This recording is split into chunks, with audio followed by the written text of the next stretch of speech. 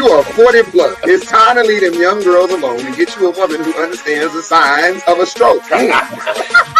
Start rewarding inconsistency with unavailability. So everybody's going to be consistent at doing something. That time, you confuse a lesson for a soulmate. Bible never tells a woman to love a man. You're supposed to love her. She's not supposed to love you back at the same level. Because when you have all these contingencies, you're not saying, I'm not going to love you. I'm not going to let God love you through me. So somebody told me a long time ago, they said, look, before you go on a date with someone, release first. He said, release first, so that way, when you go on that date, now you're not just looking at them through sexual eyes. You can clearly see what that person is saying and what that person is doing. But what if the kind of brother that gets sleepy after?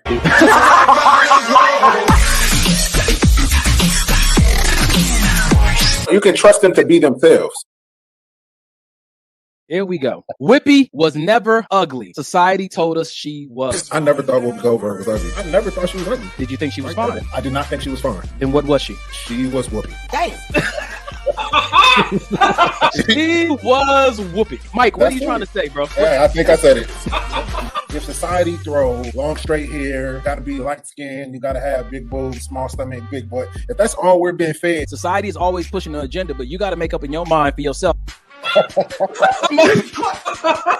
I think she is attractive, Mike. Clearly, that's how she looks when she wakes up in the morning. The rest of them be lying. I woke up like this. Hey, should that be a show? Waking up Whoopi? Man, these pictures right here, bro, 100%, man. That one with her smiling with no teeth, I don't like that. Just don't smile with no teeth. Don't do that. But the rest of them, honestly, man, if you really look at that picture of Whoopi Goldberg, look at her and look at her features. She's really a nice looking woman. It's just maybe the darker color gums that didn't work for them. Going down for you ever kiss somebody with chocolate gum? Dessert on my tongue. It's just extra melanin in the mouth. I got nothing. We know we ain't. We know. Don't forget the maybe, baby. Don't forget the maybe, baby. Welcome to another episode of Maybe This Will Help.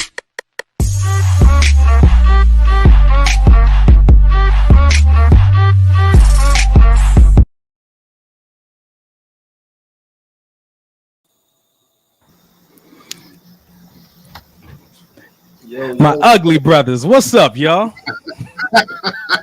Why you come in like that? God, you the only one ugly on the show. I know. I was projecting. I was projecting. It's cool. You know, Errol got the light skin. You got the light eyes. I'm left with all the smarts. You know, sometimes I don't care. Wow. Is it smarts or is your head just big? Which one? Listen, Errol, he got the lights on today. He usually have the little candle lit background. So tonight you feeling like you want to show him, well, not the melanin, but you know, you want to keep the lights on tonight. This brother is beige. Hey. So what's up, fellas? Hey man, it's all good, man. It's all good. I'm excited for the show. You want to tell them about how you had a mask on backstage and you decided that? Well, because I didn't know what we was doing. I could have hit him with the Squid Games. But I was trying to figure out what that was, bro. The Squid Games. I thought that came from the Hustler store. I thought it was a PlayStation controller. The square button. Yeah, everybody can talk about Squid Games, but I haven't seen it yet. Hey, go ahead. Check it out. It's crazy. Thumb that nigga right in the face. That's right, Kizzy. Let him know. He's chuckling. There she go. Yeah, right. Has KR? You keep forgetting the blocker. Ask her, has she called the number that we leave at the end of the show? Has she reached out? She ain't reached out yet. Hey, Donnie, what's up, y'all? Okay, I got it. What's up, y'all? Welcome to another episode of Maybe This Will Help the podcast. The last day of October, man. We here. Man, just ready to obviously make fun of each other, but hopefully discuss some serious topics that might help you, might help us. And I believe Errol has a song for us. Is you singing tonight, bro? Hey, I don't know if it's gonna come out right now, man. That's what she said, but I just wanted, That's terrible. You know, hey, it's okay. It's okay. Mike, maybe is it Mike's night? I don't know. It's Mike's night. I think because Mike don't never get involved. He always just sit back and just, you know what I'm saying, try to look pretty in the background. When was the last time you saw the producer on the track?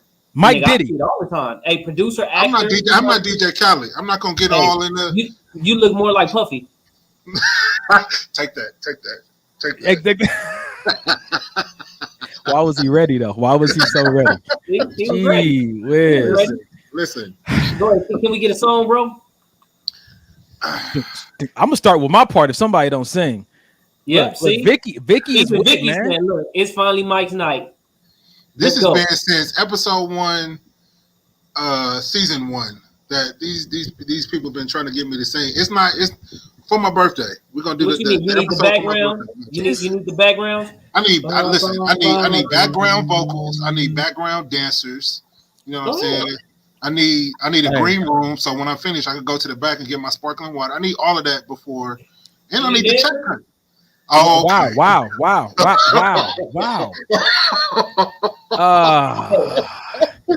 the MC Hammer though? Why MC Hammer though? Man. This is how we start the show now, huh? This is how we start the show. Dancers from the 2000s at least. You hit me with the MC Hammer. He got more requirements. Right. You know what I'm saying? More excuses than a little bit. Wow. I'm gonna start calling this brother Dr. Disappointment. It's all good, man. Welcome to the podcast or whatever this is that we're doing. What's up to y'all in the audience? We don't know what's happening over here either. Good to see y'all commenting already. Good to see you, KR and Alicia, Natalie, Portia. Man, we're gonna see who else shows up in a little bit. You guys know how this works, man. We're gonna pull on some memes and pull up some videos. We want you guys to share with us, and if it's important, if it's valuable, we'll put it on the screen, share it with everybody else. We are live right now on YouTube and Facebook, and man, we're just gonna get into some stuff tonight, man. But before we do that, we about to check in. So what we like to do is let y'all get a bird's eye view of what it's like when brothers come together, support each other, hold each other accountable, and just love on each other, man. So we might check them comments and bring it up, but if we get too deep involved in this today, then just consider yourself for it to see how we do life together. So fellas, let's check in, man. How was your week, man? How was your week? My week was it's pretty good. My usual work, fatherhood. I missed my therapy this week, so I was kind of bummed about that. But other than that, I'm here in Vegas chilling with Jay and Denham for her dad's birthday. So living a life. Strange things happening in Vegas and on the Halloween. The pool with the palm trees. You know that ain't Inglewood, brother. We don't even got palm trees in Inglewood like that. Or pools, for that matter. Unless you go to that one apartment building that got the pool for everybody in the complex. But other than that one. Why didn't you just do the show from the pool, bro? Why didn't you just I have been in the gym. I've been waiting for a chance to take my shirt. All right, listen. Dr. Disappointment. I'm not surprised. It's okay. Errol. No, man, happy birthday to Jay's dad, and man, live it up, bro. Make the memories, man, because honestly, when it's all said and done, that's what you want to have done, man. Made some serious memories and impact the lives of the people you care about. So man, do what you do, bro. Doubleito. Man, shoot. My week has been a little tough, man.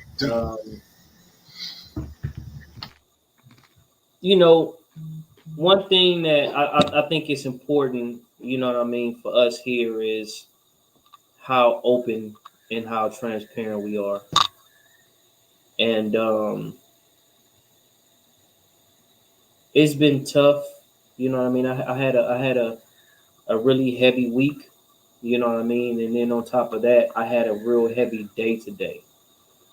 And it's just been tough. And just a few minutes ago, man, before we got the show started, and my apologies for making us late, but before we got the show started, man, you guys know I had a breakdown.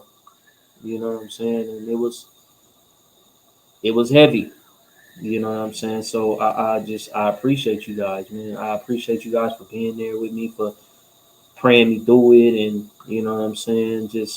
I know it's never going to be any judgment here. So that's not even a worry. That's not even a worry or even a thought in my mind. You know what I'm saying? But just knowing that, you know, it's not easy for me to let go like that. You know what I'm saying? And even in the midst of me letting go like that and shedding some tears, you know what I'm saying? The first thing that I wanted to do is I wanted to break something. You know what I'm saying? And I had to hold back from Hulk smashing this table. You know what I'm saying? So it's just that's just how my day been, man. It's been a little heavy. You know what I'm saying? Like I hadn't had a breakdown like that in Sean how long. You know what I'm saying? But I guess something had to come out. Yeah. You know what I mean? So Yeah. it is what it is. You know what I mean? Like I said, I love you guys. I appreciate you guys for just being there and just, you know what I'm saying, praying me through it and just, you know, helping me get through this time. So, man, that's been my day, man. I just want to add something to that for the ladies and for the fellas that are watching.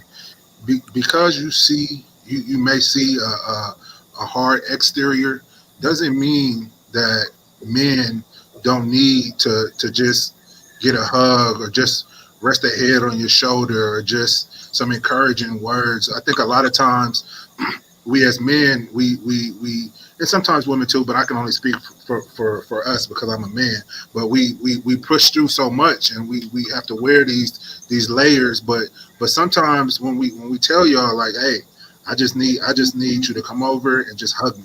Like we mean that, like sincerely. I think a lot of women don't understand how far that goes. It don't even have to be nothing sexual, you know what I mean? But just to feel that from a woman, a mother, a sister, somebody, even if it is romantic, just be open to it. No matter how we may look like, oh, he don't need that, he good. I can guarantee you that's never true. It's never true. I'll go ahead and I'm gonna second that, man. It's the energy. It's that feminine energy sometimes, you know. And I've been fortunate enough to, you know, be able to get those hugs and stuff from my mom, or, you know what I'm saying, my roughneck sister. You know, but it's something about that, man. And sometimes we can't get it. I mean, I didn't have my head on Errol's shoulder before. He didn't have his head on mine. And you already know we didn't all console Carrie. Man, but yeah, that feminine energy, man, God made it for a reason. I believe it has healing properties. So 100. Yeah. So, brother, what about your week, man? Who that? Me? You fool! I immediately started thinking about Samson and Delilah when he put his head on her lap and he cut off her hair, and I got scared. I got scared in my head. So we got to put a caveat, like not everybody's shoulder and lap can you put your head in. That's a fact. You need to be led by the Lord. You know, because I mean, a lot of brothers is bald today, receding hairline because some woman has stressed them out. That was not even where we're supposed to be going with this. But hey, sometimes you get little critters crawling on your face and putting your head in the wrong woman's lap. Wow. Did this brother say critters? Listen. Critters. Listen. It's a bushel of critters. It was now it's a bushel of critters.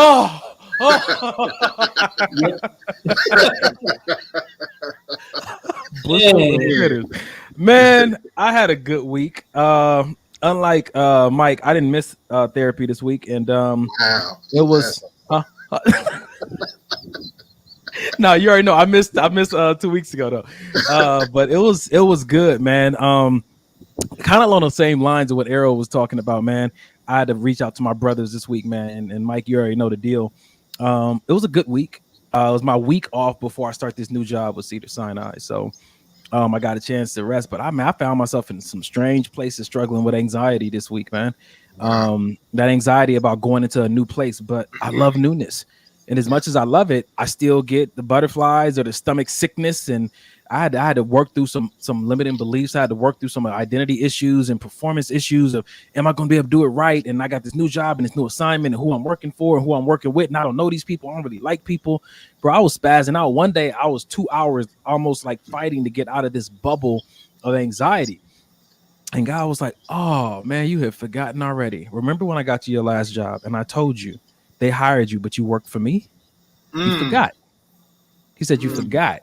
They hired you, but you work for me. Your mission did not change. I know how you feel about Microsoft Excel, but your mission has not changed. You're smart enough to figure that out, but don't forget why I've sent you there. And when I say a peace came over me to remember that the thing that I am good at, which is being the light, I've been working on that. That's all he's asking me to do. Continue to be the light, and everything else is gonna happen for me. So that was good. I've been still listening to my confessions, and I hit up Mike this week, like, man, just thinking about a new job and a new arena I'm walking to in life. And I hit Mike up. I was like, Mike, random question. I don't know if I want to get married. I'm like, what in the world? You wrote the book. You talked to me about it and this thing. I say, listen, bro, I have my moments where I'm struggling. Like, I don't know if I want to be married. And so Mike took me through a whole bunch of questions, and I had wrote in my journal. Men are supposed to journal. My therapist told me I better be journal. And I wrote down, like, do I want to be married? And I wrote down, like, do I want to depend on somebody? Do I want to share a room with somebody? Like on a consistent basis. Do I want to raise a kid with somebody? Do I want to put her priorities above every single one of mine? Then I wrote down, do I want to be single? Do I want to have those seasons of loneliness and really can't have consistent intimacy? And do I want to just be free to do whatever I want whenever I want? And so I wrote down some of the pros and cons to both of them, and I sat with it for a day. I talked to Mike, listened to a sermon, and God said, hi, why are you so concerned with what you want? Why are you so concerned with what you want? Why don't you ask me if I wanted you to be married? Wow. Jesus. Wow. It's interesting how he just comes through and changes the framework of your mind. You're so concerned with what you want. He's like, I made you for my glory and my purpose. When are you going to ask me, what do I want for you? Ooh. So that was pretty much my week, man. I just corrected my mindset so I don't walk around with unnecessary weight and baggage. And now I feel good. Good. Hey, look, real quick though. I think you said you were struggling with performance issues. See Alice. Yeah. It'll get you right. See Alice. It'll get you right. How long did it take for you, bro? I don't know. You got to ask Errol. You see, I just passed that. I just passed that right along. You got to go. You got to call Tyrone and go see Alice, and everything will be all right. Hey, now, if I show up to the job for somebody else in my system and I don't get a promotion, somebody don't have to. See this shirt? It's gray. You see this house? It's dark, blue and gray, right? Don't see no flags around here, bro. You don't see no okay. I see what you did there. You know what I'm saying? Yeah. Hey. Oh man! All right. Before we get started, I just want to say thank you for everybody sending me prayers and hugs and positive energy. I really appreciate that. Thank you, fellas. Y'all ready to do something today, man? Yeah. Can you open up a spot for me so I can add something though for halftime? Open up a spot for halftime? Yeah. Just open up because I don't see any free slots. It won't let me add one. Definitely, man. I'll do that right now. Okay, cool. I'll do that right now, and boom, opened up a spot right there, real quick. Thank you, sir. All right, man. How the flagrancy flows freely here. Yes, Vicky, and that is, I'm pretty sure that's showing up, man. Vicky, that ain't had nothing to do with me. That conversation ain't had nothing to do with me. He want to bring up the C Alice, and he want to talk about people's performance issues. Then he want to trying to pass something to me. I don't want whatever you trying to pass, bro. You keep that shit over there. You better go dip it in the jacuzzi or something. You know what I'm saying? Dip it in the pool, in the jacuzzi. Get you a little temperature change to fix that.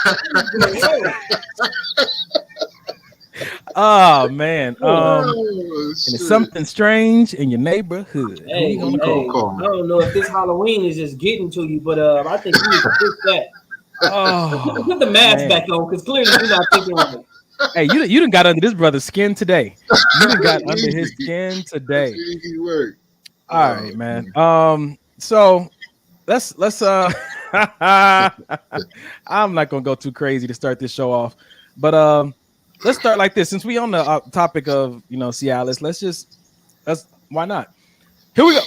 A lot of men assume that they're sexually experienced because they've had a lot of sex. But when it comes to intimacy, exploring different aspects of pleasure, they're very conservative or not experienced. Whoa. Yep. First thing that came to mind, do you ever really want to brag about how good you are? Because it almost insinuates that you've gotten a lot of practice, or I'm just a natural. Man, let me tell you something about that, brother. I'm telling to break it down to you. Yeah, you are. Man, let me tell you something. Anybody who can just brag about themselves like that, it's a level of ignorance that, you know what I'm saying, you hadn't even thought about how stupid that is, because you could be good with one person, but so horrible with the next person. Yeah. You know what I'm saying? The whole key thing, I'm gonna learn y'all something real quick. The whole key is listening to your partner, paying attention to your partner. So I don't care how much you was the man or the woman with somebody else. If you're not paying attention to your partner who you with, you're gonna be horrible. You're gonna be absolutely horrible. Let me say this, man. Y'all know that I went to this seminar once, and this guy was talking about him and his wife had tapped into abstinence separately before they met each other. They got together and they were still practicing abstinence, but insecurity came up for him, and he was worried that he wasn't going to be a good performer in the bedroom when they got married. And so he was like, I probably need to practice, and all these other thoughts came to my mind, like, how do I make sure I'm good when I get there with this person who I've never been with? And I believe one of his mentors told him, it's like riding a bike. You know, if you remember the basics, all the rest of the tricks that you're gonna do when you get on there are really specific to the bike. What kind of bike it is? You know, good. Some of them got springs and shocks. Some of them got the softer seats. Some of them got higher handlebars, and other ones, you know, low handlebars. Some of them got little pegs on the back so somebody else can jump on the bike too. You know, however you want to imagine that in your mind. All I'm saying is that Arrow caught it. All I'm saying is that after the workshop was over, I went up to him and I was like, bro, I'm practicing abstinence, and bro, I get in my head, you know what I'm saying, about like, one, if I marry somebody I never had sex with, is it going to be good at all? Like, absent of my performance, is it, you know, how do I know that that's a good partner, a good mate? He said, this is where you're at is exactly where God wants you. This conversation is for people of the family of faith. You got to trust God with that, and trust that he wouldn't lead you or put you in a situation that was going to be for your detriment, physically, spiritually, mentally. Like, you have to continue to believe that God has your best interest at heart. And if you're worried about that, then that's the place we need to gird up your faith and your trust in God to bring you exactly what you need and continue to develop you in ways that you may not even know you need development. Amen to that. Okay. I think with the bragging thing, I think that was cool back in like junior high school, or when you were younger. I think when you become an adult or a mature man, I feel like that kind of I feel like it should automatically kind of just go out the window. You know what I'm saying? Because I've always thought that a lot of dudes that brag on themselves are compensating for what is really true. You know what I'm saying? Like, you doing all this talking, like, you're probably not telling the truth. You know what I'm saying? Because in my opinion, you let it speak for yourself, or at least it should. Right. So why you got to talk about it so much? Yours talks. Jeez, I know I wasn't ready. You got to have a healthy relationship with yourself, brother. Talk to it. Whatever you do with Princess Fiona ain't none of my business. I'm just trying to... That's funny. That's funny. For y'all, what's going on tonight? That's your brother. That's not me. Hey, listen. I'm just asking the right questions on the right night to ask them. Help. Can you teach me some moves? Listen. Hey, bro, no, real talk, man. When you've been out of, for lack of better term, you've been out of the saddle for such a long time. You know what I'm saying? Wait.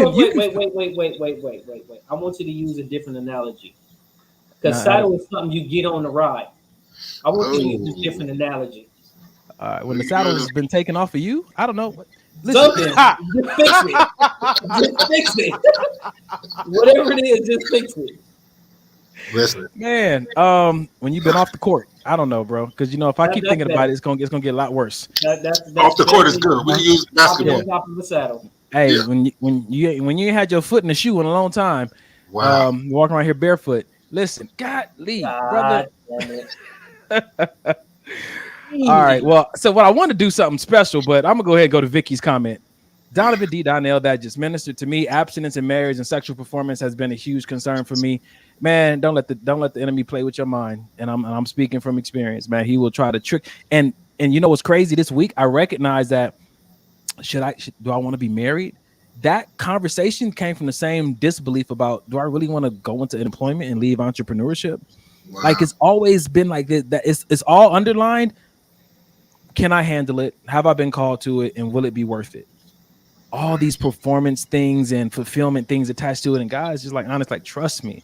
When I say it's gonna be a promised land flowing with milk and honey, and that goes back into what we kind of discussed. A lot of that rolls back through the core of it is fear that it may go the wrong way, fear that I might get into this and it's really not where I'm supposed to be, fear that I may find somebody and then I give them all of me and 100% of me, and then it turns out that's not where I'm supposed to be.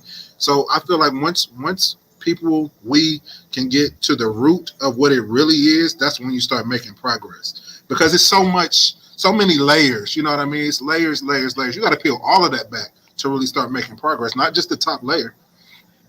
Man, I think that when you first started that conversation about being in there and you ain't supposed to be there, I didn't know you were talking about employment. I thought you was talking about the last thing, because it's a little late.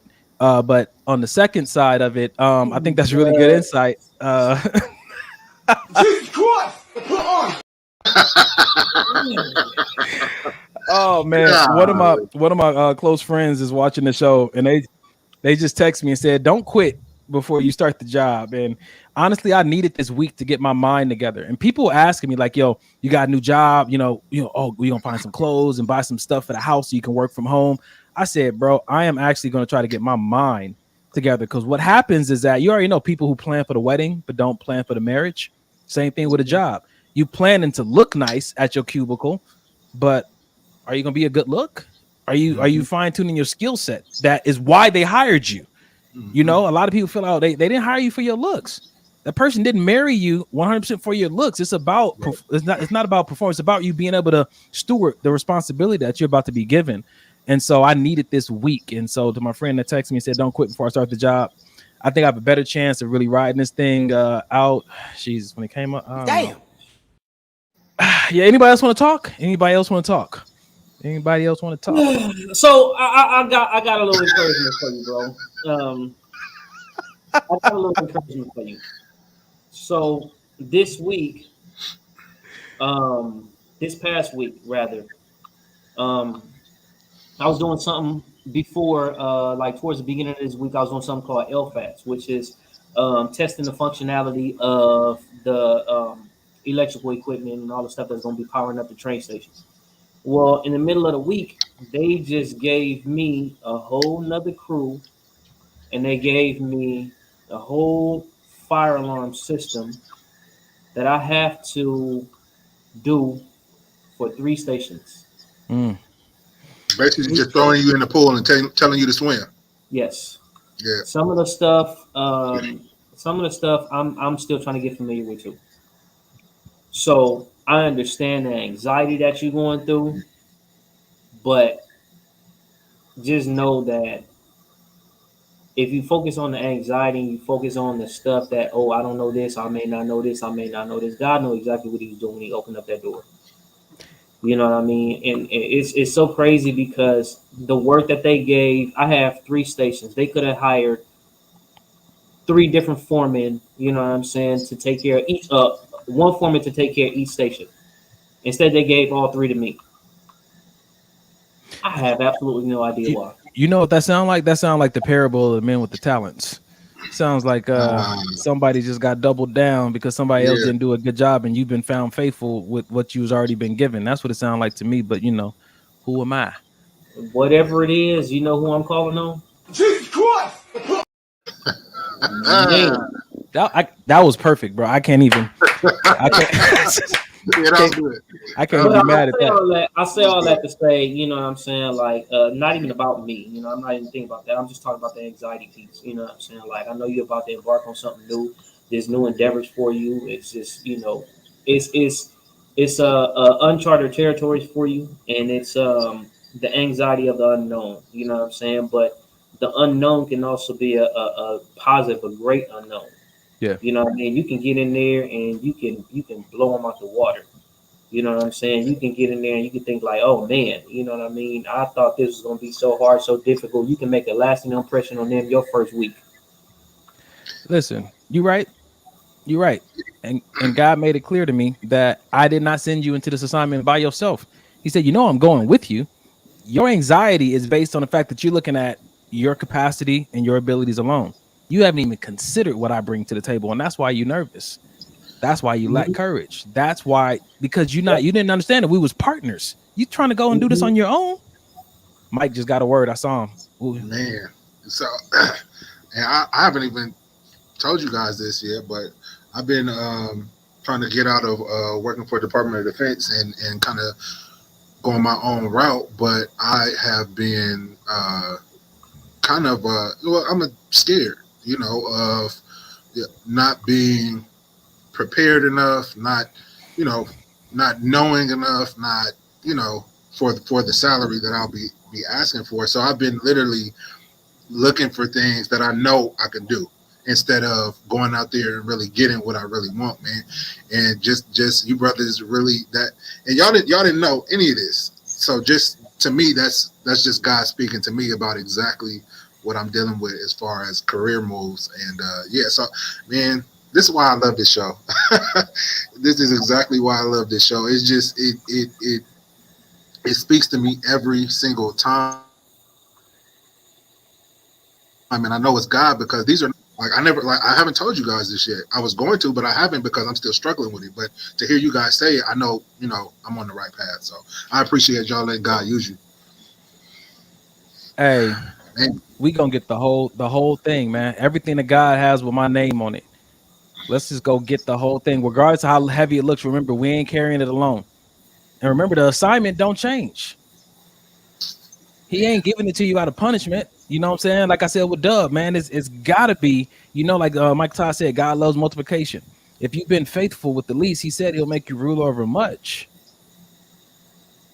But will you accept it when he gives it to you? And now that was a question I had earlier this week. God wants to give me abundance and I'm scared to take it. And how does that make sense in my mind? It's because it's like when we get in a relationship with an actual woman, like you sometimes forget you got a partner.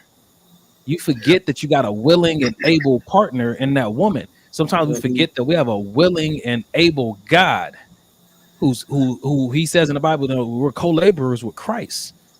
Partners, man, to do this thing. Right. That's why when we was praying before the show started, it's like, it's okay if I'm weak because my partner is strong. He said, I'll be your strength. He didn't say I necessarily I will strengthen you. I will be your strength when you're weak. Partner? Yeah. That's right. And he said he'll meet all my needs according to his riches in heaven. So I ain't really got to go on my wallet. You know, it's like what we do on first dates, you know. So I'm gonna be, that's my energy. Yeah. So I left my wallet at home energy. God got it. Right, God, yeah, listen, he paid it all. Jesus paid it all. Man, let's chime in real quick, see what's going on over here, man. Sheila got in here. I had that experience, turned down great opportunities because I didn't think I could do it. Man, God's hand in all of it. That's and when then you pass up on it, and then somebody you know get the position. It's like, damn, that could have been me. And you know they wouldn't qualify. I was training them. I'm training them, bruh. It's as hard as it may seem. Stepping out on faith is probably one of God's greatest gifts, man. Yeah, it stretches you and it makes you pause. It makes you just go after what it is, the things that you really want. You know what I mean? Bruh, Portia's agreeing with you, Mike. She said, Mike, that was me. God literally had a job I would never apply for because of what you just said. Come to me, and they offered me $10K over my asking salary. Go for it. Yeah. Man, come on, man. Allison said, been working for myself 6 years now, and God always provides. Trust him. Bro, hey, confirmation on top of confirmation, and right. What more do you need, right? Even now, if you choose me, you're not choosing. If you don't take this, it's not because of ignorance or lack of anything. Right. I've just made clear to you that I want to do this with you, and I'm telling you, man, God been talking to me all week about just his partnering with me, man. So don't think about what you can do. Think about what we can do together. Yeah, buddy. Hey, do I need to get up and start praise dancing?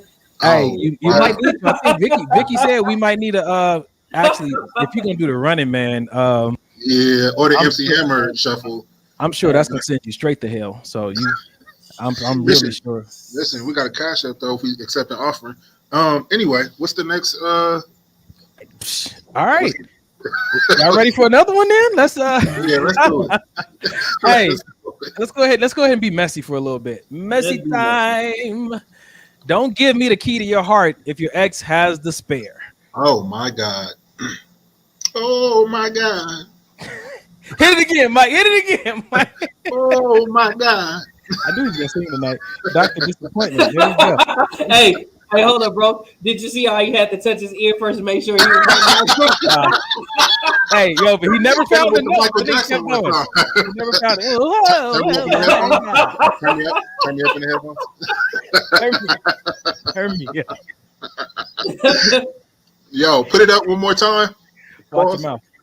Wow. Right, don't give me the key to your heart if your ex has the spare. Natalie said I took all the keys. Change the lock. Change the lock, right?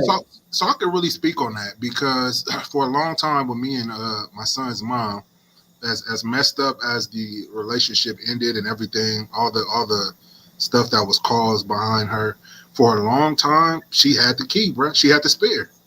And I had been in maybe one or two relationships after that. She had the spare. And I used to always, I told the women at the time that I was with, like, it's weird. And I know it sounds crazy, but if she were to say, hey, I got my stuff together, I would go back. And I had to really, you know, talk to God about it and really get some healing from that. And even with my counseling sessions now, stuff sometimes comes up, but it was just one of those things. We were so, intertwined on so many levels, man. It you know, you cut 3 ties here, but not realizing you still got 10 ties behind you that's still tied together. You know what I mean? So you got to turn around and go back and start cutting stuff. And it was difficult, but you know, prayer and counseling definitely helped. But yeah, I was one of those guys, like, and I would tell the women I dated up front, like, this is just what it is. Bruh. This one comes up, you know, kind of just slicing for me because, you know, like for the most part, I have healthy relationships with my exes, and people always question, like, what's the agenda behind that friendship? What's the intention behind that connection? Yeah. You know, you know, gotta do some research. You know, I tell people, you know, oh yeah, I love my exes right now. Like, you got to find a different way to say that, brother. Like, because you care about them, right? Yeah. Oh, I love my exes. Like, all right, well, you know, when you say it that way, it appears that you're waiting for them to, you know, to maybe give you an invite back into the relationship. And you're saying that's not what it is. And I'm saying that I need to make sure that's not what it is. I had to get in the mirror and say, okay, what am I doing here? Am my intentions pure in this friendship? Because they have not always been. I told you about my last relationship. Like, yeah, okay, we're not dating right now. But the whole time I'm like, yeah, I just got to find a way to get in without her knowing. Like, okay, you know, I ain't got the key, but the chimney is available. Right. Like, I wanted to be in a relationship with her. So, yeah, I don't even want to go down that path. But, yeah, so it was, you know, sometimes you say you pass something, you over something because you're having conversations with people you don't want in your business. But when you have those private conversations and guy be like, hi, you know that I know. Right. Nigga, you lying. Yeah. I know you're lying. Nick right there. Old Saint Nick on a ho. Oh, wow. Yep. Wow. You and Mike have had a colorful past. I'm starting to realize that. He was trying to get them. He was trying to get them cookies. He was trying to get them cookies that they leave for and the milk. And the milk. Hello. Hey. Where milk come from? Hello. All right. Anyway. Wow. Yep. Wow. Yep. Wow. Dub, you want to chime in on that? You ever? Oh yeah, Dub was trying to steer clear, wasn't he? Yeah. I peeped it though. Don't give me the key to your heart if your ex has a spare. All right.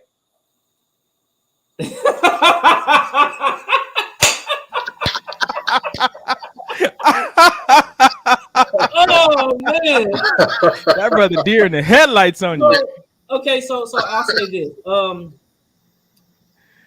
All my situations, I'm getting feedback on my rock. All my situations when it came to something like that,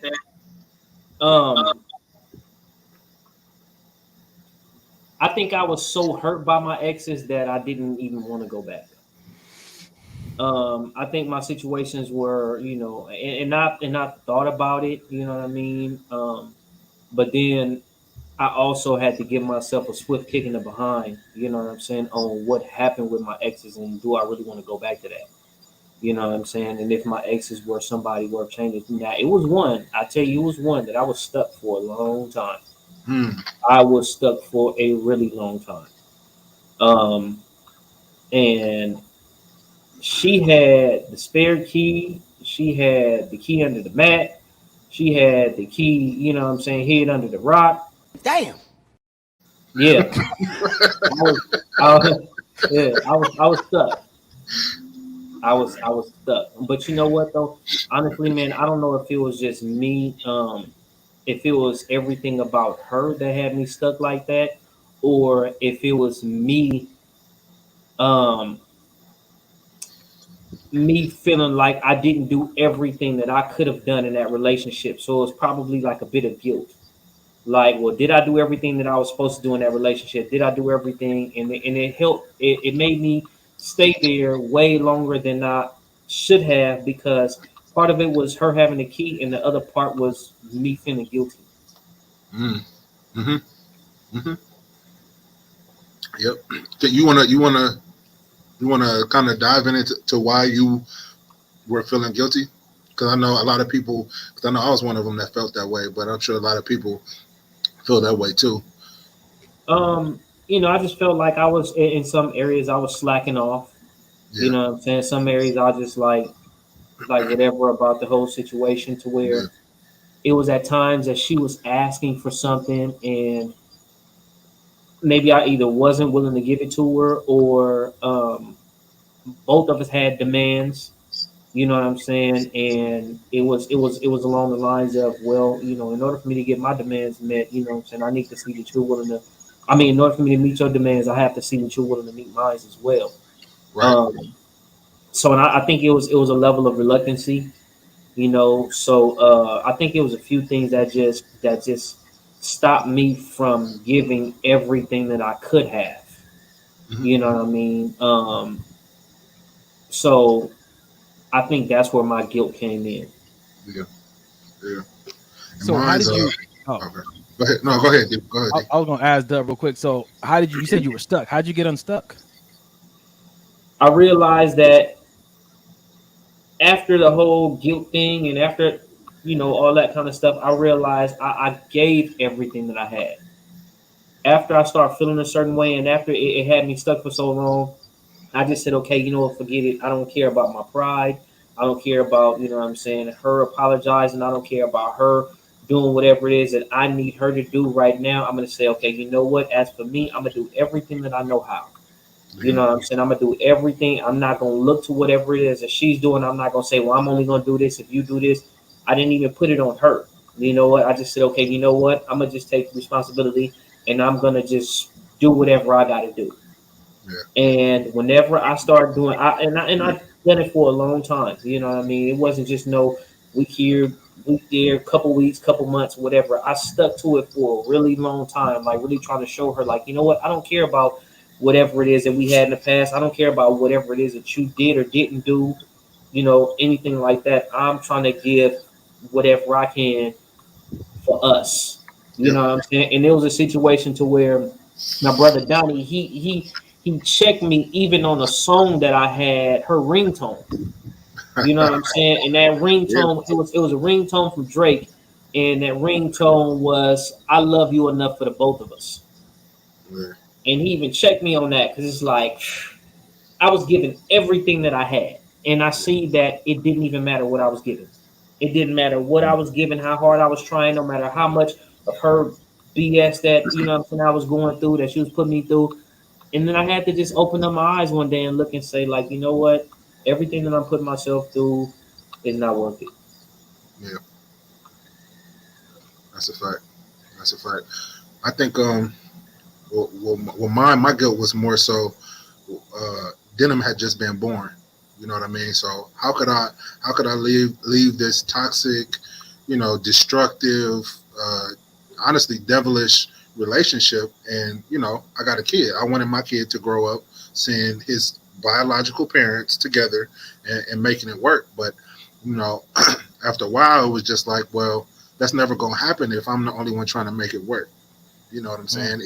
But that guilt was still there. Even again, I know I keep bringing up therapy, but this is the stuff we talk about. Even to this day, I still feel guilty for maybe it was something I could have done, or maybe what I mean. I could have did XYZ different, and you just replay all of this stuff in your head that could have rectified the situation. But at the end of the day, the answer to that is I should have never been in the situation to begin with. It was a relationship from jump I knew was a bad look. Everybody around me knew it was a bad look. Her family knew it was a bad look. My family knew it was a bad look. But when you get with somebody, you want to, in my mind, I'm gonna prove everybody wrong. This is the relationship I'm gonna make work. You know what I mean? And they had a kid with her, and this mechanic told me this thing once. He said certain things can be fixed. He said other things have to be recalled. I said, what do you mean? He said that certain things were made wrong in the first place. There is no way of fixing them, and that's why we do recalls. Yeah. We need that back and give you something that actually works out the gate. And so sometimes you got to look at your situation and say, can this be fixed or does it need to be recalled? That's all. Yep, that was the whole word right there. So, yeah. It's the truth. And unfortunately, we're looking at the mirror a little bit too late. And damage has been done. But well, as of today, we got this wisdom with us. So everybody go ahead and do their own assessment of where they at right now. And pass this wisdom down to your kids. Don't just friends and family. Don't just get these gems. I'm not even necessarily just talking about our show. I'm talking about in life. Don't get these gems from old heads or the guy at the barbershop who's dropping this knowledge, or your pastor or here on the show, and then keep it to yourself and don't tell anybody. You know what I mean? Yeah. Go tell your kids about it, because the same stuff I talk about on the show, I talk to my son about. Like, look, this is what you don't want to do. Daddy cheated or daddy lied. This is what you don't want to do. This is how you stay away from XYZ. This, you know what I mean? It's just because why would you want to pass on such a vicious cycle that messed up your life or had a negative impact on your life? And you know what, man? We're not going to. We don't have time to discuss it. I mean, it's our show. We can do whatever we want, but we about to pull up on halftime. But I want to put this up and just encourage everybody to do a screenshot real quick, because we're talking about this right quick, and however you guys feel about it. But with the time remaining before we go into halftime, but just screenshot this if you could. Breaking the generational curse. Quit yelling at your kids before they go to bed and expect them to sleep well. Quit yelling at your kids in the morning right after they wake up before school and expect them to have a good day. You set the tone for your children. You set the tone for your voice that they will always remember in their heads. You become their inner voice. Don't be their inner critic. Speak life, speak love, speak bravery and kindness and hope. Speak wisdom and truth, but most of all, listen to your children. So if you're seeing this right now, just screenshot it real quick. Keep it with you, because, man, what Mike said is tremendous. We need to pass this wisdom down. My mentor always told me, your inheritance to your children shouldn't just be monetary and assets. It should also be intellectual property, things that you've learned. Right. Wisdom and like life lessons should be part of their inheritance. That's funny that you say that, because the Bible said a good man leaving an inheritance to his children's children. Yeah.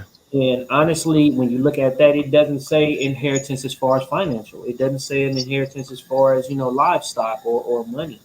So it's very interesting that you bring that up. You know what I mean? What you leave into for your kids to inherit.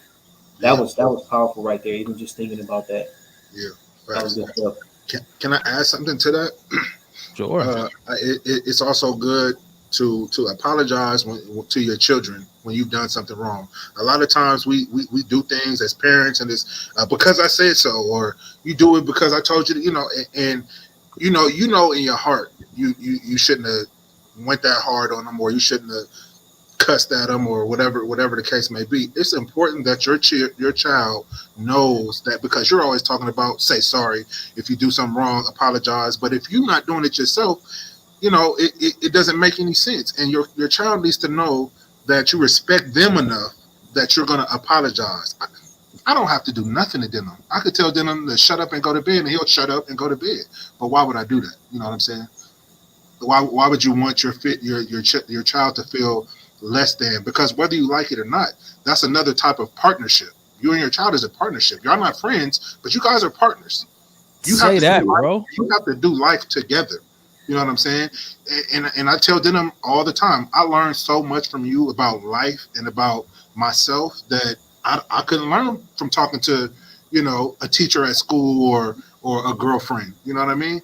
So it's just important to get in there with your kids and really vibe and really get to know them on a cellular level.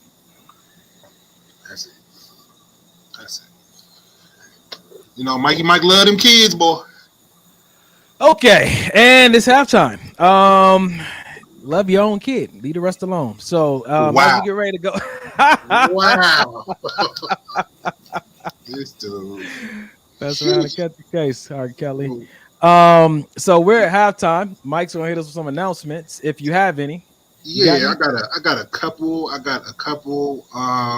First and foremost, thank you guys that are still tuned in and those that just joined us.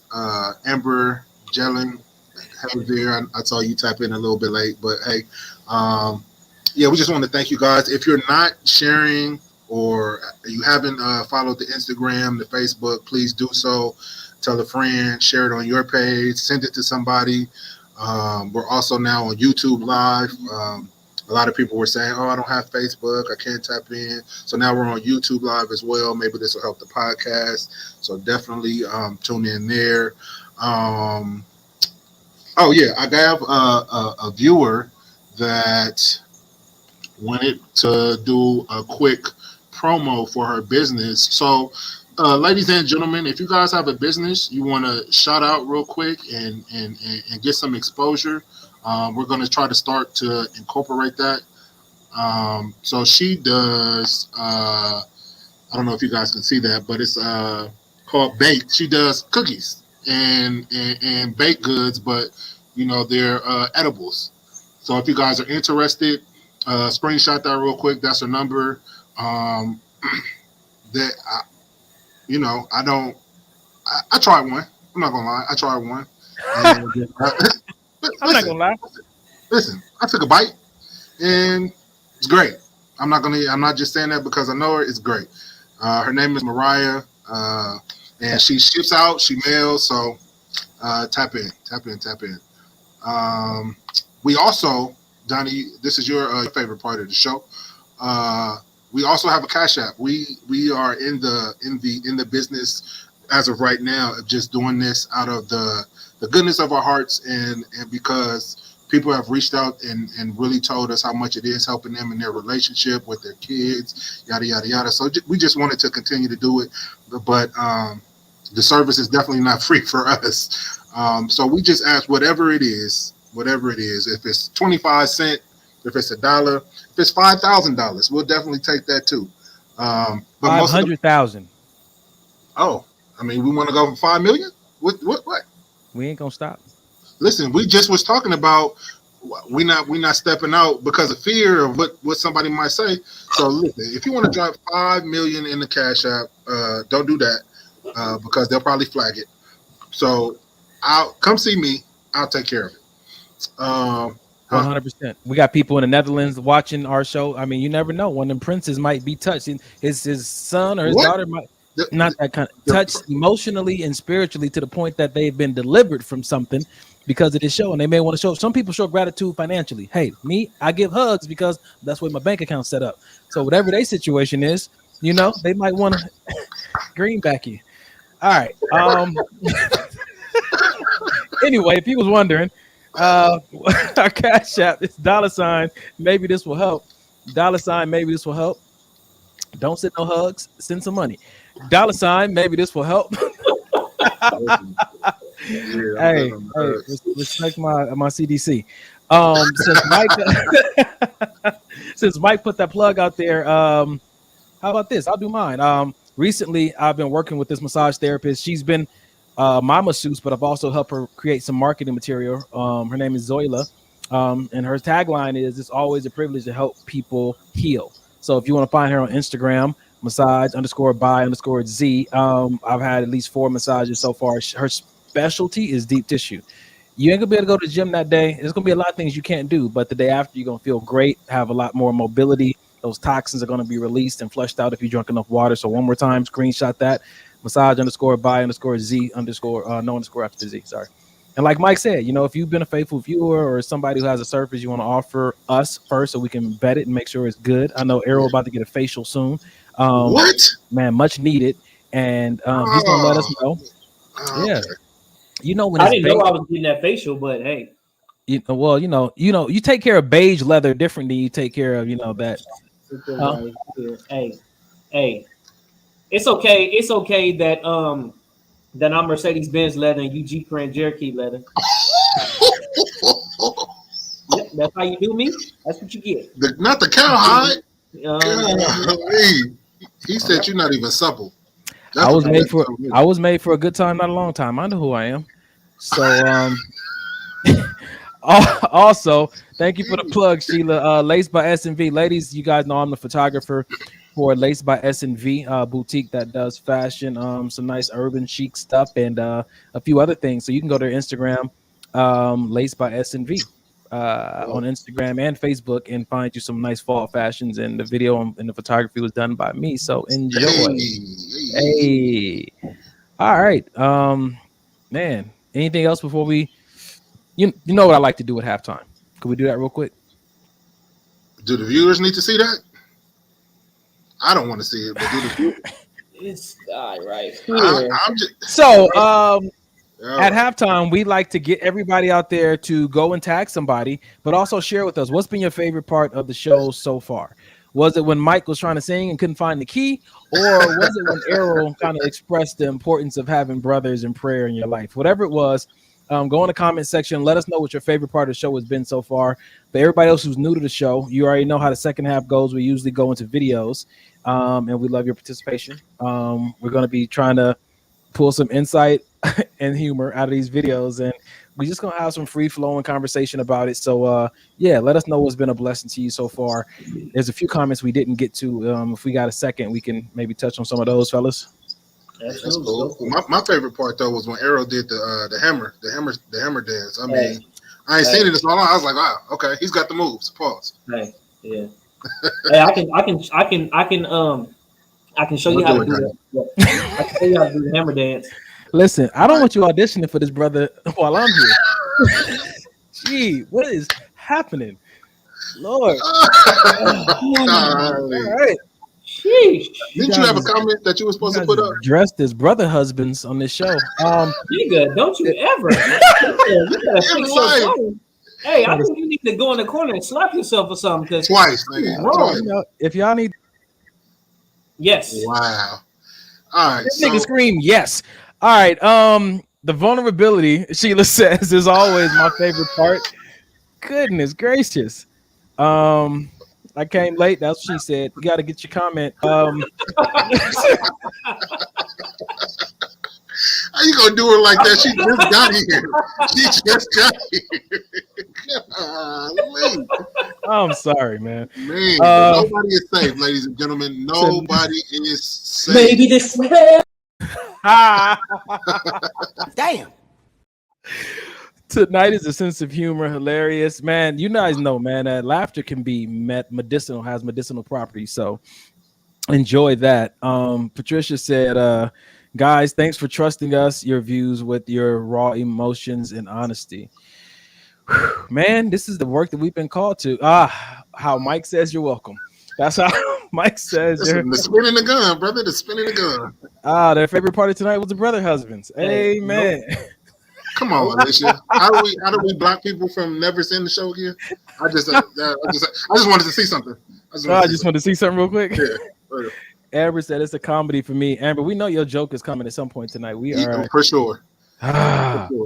It's the my usual plus and rectified and recalled as abstinence nugget. And Vicky also said we should make that into a shirt. Rectified or recalled. So yeah. The mixture of humor and vulnerability is always the best. You know, personally, I laugh to keep from crying sometimes. For sure. Yeah, Well, that was my cry for the next 5 years. So hey, I got that out the way. We all, bro. They don't know how close we were to not doing the show tonight. They do not. Yeah, Man, They do we not. were not. Okay, all right. Kids make Harold time. was. Yeah, he. No, we got to get one of the Hulk. That brother was. Oh yeah, right, for real. About to break Like, everything down. Mike, like you going over there? I'm like, nigga, I don't know. Right. Don't look safe. Don't look safe. Sheesh. Oh man. All right. Y'all ready? Y'all fellas ready for a video? Yeah, let's do it. Hey, want to do this one more? Want to do this one more time? Here we go. Whippy was never ugly. I just that video that's funny to me, man. Y'all were funny last week. Let's see. All right. I got something for you. Come on, Dub. You know what I mean.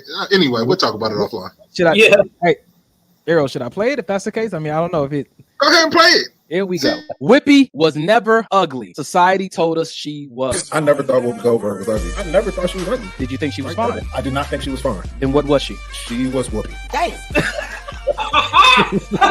She was Whoopi. Mike, what are you trying to say, bro? Yeah, I think I said it.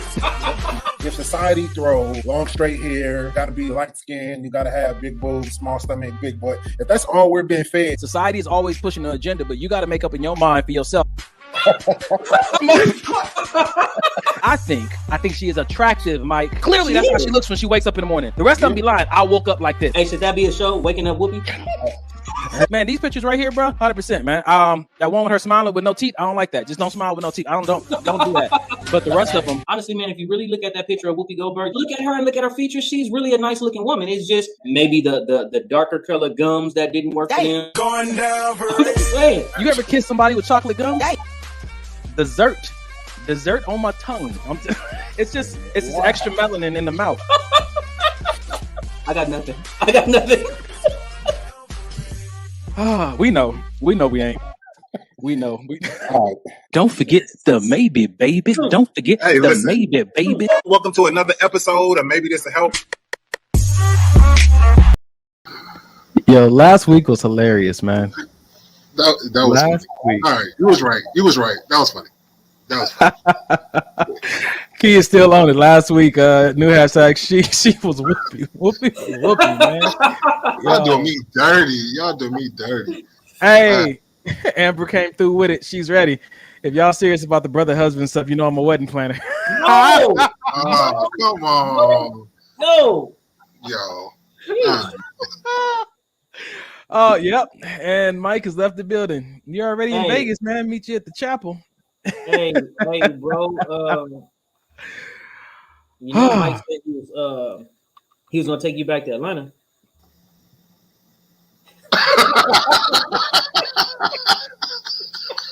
Gotta catch me first.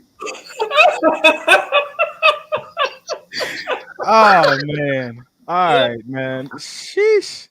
So they named her what? Boy, I tell you, last week. If you haven't watched last week, go on Facebook or YouTube, or actually our YouTube channel. Maybe this was the podcast. Watch last week's show if you need a good laugh this week, man.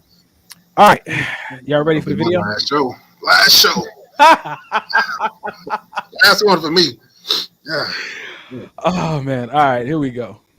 You know what's fucking crazy, right? I just came over to tell you I don't even want you no more. I don't even need you no fucking more. The crazy part about it is I'm so over you that I had to come and tell you that. And I found something new. Come here, baby. Yeah. Don't even worry about that shit. Do that walk for me, ma. Yeah, spin around. Okay. You dismiss. Okay. Please don't want to come back. I don't even know her for real. I just paid her to do that. I met her at Denny's. I told her I'll pay her $72. I love you. Oh, God. He hurt, man. He hurt. I met her. Oh my God. Why? I don't even know why the negotiation price was $72. Like, where did they come up with that figure?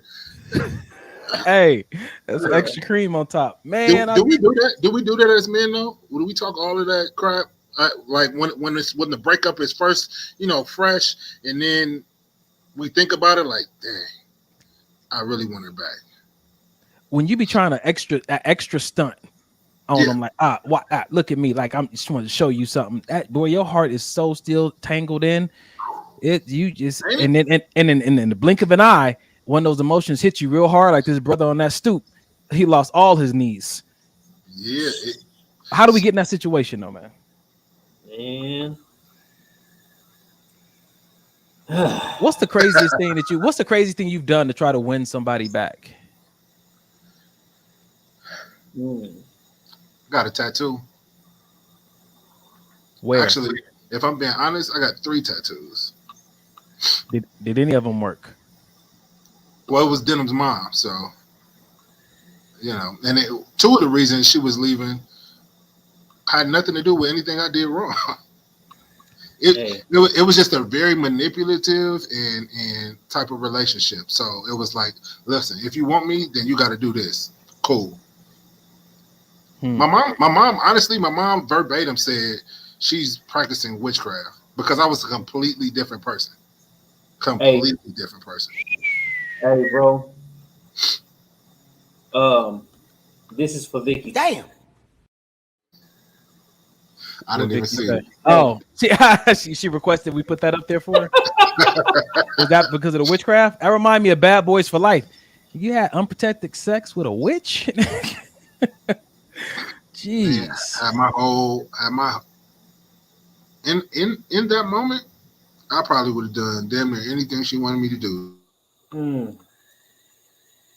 That's no lie. You feeling?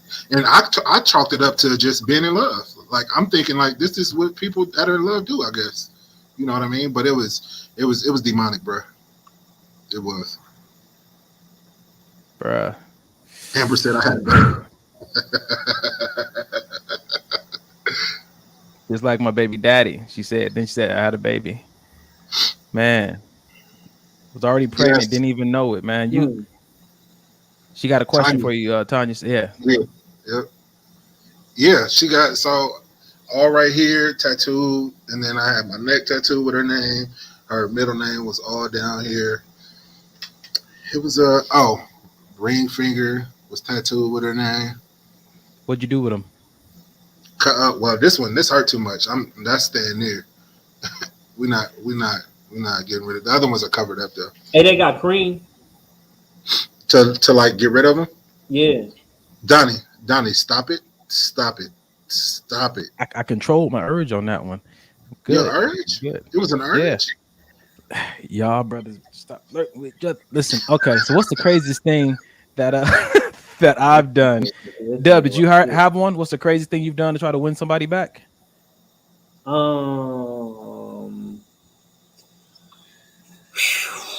Yeah, the craziest thing that I've done to win somebody back, and this is, when you say shit like this, when you say it out loud, it sounds real crazy. It sounds ridiculous. Typically, I've never done no crazy shit like this, but so it was with the girl that I was stuck with. You know what I'm saying? The one that I was stuck on. It was we ended up having an issue. We had to go to court, and just so happened the day that we had to go to court was her birthday. So yeah.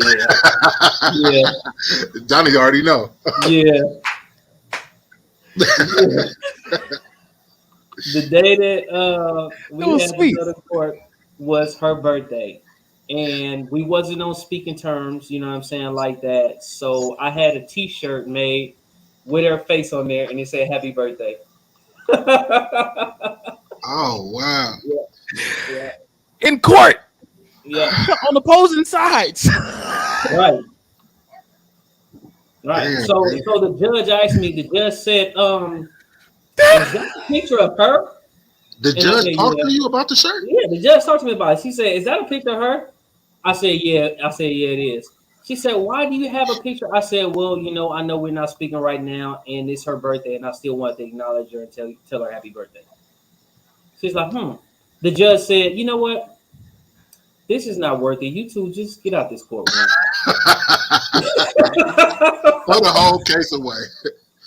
See this? He was just like, God, the judge said this is not even worth it. Y'all get out the courtroom. Y'all two just fix it. Wow. Yep.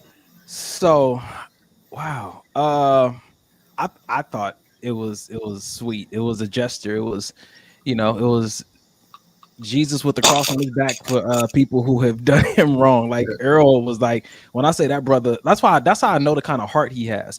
I've seen what he's willing to do in relationships, not just romantic, but platonic relationships. That brother's got a heart on him. So, when people misread him, I'm glad because they don't deserve him. That brother has a heart on him. Like God gave him an incredible heart. Not too smart, but that heart is just something else. Yeah. What about you, Donnie? You're not gonna get out of it? No, I'm not. So this is what I was gonna do. I was gonna ask Errol since he's known me longer, because I suffer from delusional tendencies sometimes. What's the craziest thing you've ever seen me do to get a girl back or to get her attention? Whew. I don't know about anything to get her attention because I don't know about to get her attention, but he's done some crazy thing behind a woman. He's done some super crazy things behind a woman. Wow. I forgot about all that. Yeah. As far as get her attention, I mean, I don't think it's been so much just to get her attention, to get her back, but some crazy stuff behind the woman. Yeah. I'll tell the story. I'll tell one of them, the one you're talking about. So, man, I was with a Sagittarius. Hey. Sounds like a Tyrese song. I fell in love. That was, or is it Beyonce? I fell in love with a Sagittarius. Oh boy. No, but whew. Something else. Tell the story. She was feisty. We got to argue. I'm gonna tell you short version. We got to argument, and she was about that life, One of the women that I'll rub on you, put a hand. I can't fight you. I can't. And she wouldn't let me leave. She wouldn't let me go out the front door. And I'm like, what you want? I can't fit in the oven. What am I supposed to do? And so I got tired. I'm this close. Everybody got their limit. And so I went to the patio and jumped off the patio. Yeah. She lived on the second floor, jumped off the patio into bushes. That's not the worst part. Jumped out off the patio into bushes, got in my truck, was driving down the street, drove behind, high beamed and flagged down the police and had them pull me over into a parking lot, hopped out the car, walked over to the car, and I said, hey, you ever just felt like I just, and like venting to the police, black man, 11 o'clock at night. If it was today, you already know that would be on the news. And they kind of did me the same way the judge did Errol. It's like, you need to go home right now. Yeah. I verbally asked them to take me to jail and hold me. And they wouldn't even handcuff me. I mean, talk about God's covering, bro. I mean, I ain't the brightest either. I've been handcuffed for slapboxing with my friends in the middle of the street. I high beamed the police, flagged them to pull me over, talking irate, never got breathalyzer, drug test, nothing. You need to go home. After I jumped off the second story patio and didn't break no bones or nothing, like God's covering is real. And again, it might have been a little bit of witchcraft. I mean, it's crazy out here, man. So let's ask this. Let's ask this. What's the craziest thing somebody has done to keep you? Hey, I bet you my T-shirt don't sound so bad now, huh? No, not at all. What's the craziest thing somebody has done to try to keep you? Is it wrong if I say so many things have yeah, no, I get it. I've been numbed to. I don't even call them crazy no more. Errol, remember Texas? Man, I even had some women trying to kill him, man. Or kill an ex-girl, and I hope she's not watching the show, but I'm not gonna say no names. I had an ex-girl, so I had broken up with her. After we broke up, she's crying, yada yada yada. She drives out, and then I get a phone call, maybe 10 minutes later, and she tells me she ran her car into another car on purpose. on purpose, and in hopes that she told me this later, in hopes that by doing so, I'd feel bad, take her back to my place, and then somehow we would reconcile. But she literally crashed her car into somebody else's car and called me. Like, I just got into a car accident. And of course I go down there and, because I'm concerned, but she told me a different story initially. She said she got into a car accident. Turns out years later, she did it on purpose. Oh, yeah. I was like, oh, all right. 5150. I had a girl propose to me outside of Bible study. and we wasn't in a relationship. Did she get down on one knee? She did, in the parking lot. Wow. Yeah. What you be doing to these women, bro? Dang, bro. Just initially, like off the cuff. It's your fault. 100%. You see the hair. You see the hair. The wave. Listen, everybody got to acknowledge their own toxic traits at some point in their life. Listen, Mike had a conversation with me the other day, bro. If you think that was a boundary, you need to do better. I got to work on these boundaries. No, real talk. One of my friends pulled me to the side and they was like, "Look, man, I know you don't see the world the way. I know you don't really see the world the way other people do, and you like this. You should have been a hippie. You just free loving and just accepting people, and and sometimes the environments you're in, that's a rare trait, and you gotta find a better way to occupy that part of your personality in these environments with people. That's not the norm, because they said it's misleading. And for me, I'm like, that's their problem. But it quickly became mine. So it's definitely something that I am working on. I ask my accountability partners often, like, am I out of pocket for handling life this way? Man, this chat's blowing up, man. Yeah, I'm scared to look. Blowing up. What about you, Doug? What's something crazy that somebody has done to either get your attention or try to keep you that you thought was crazy? People don't do anything crazy for me. It's just nothing happened. Are they scared? I'm gonna think about this one. Hold on. Let me see if anybody done crazy, because the arrow trying to play it modest. Damn.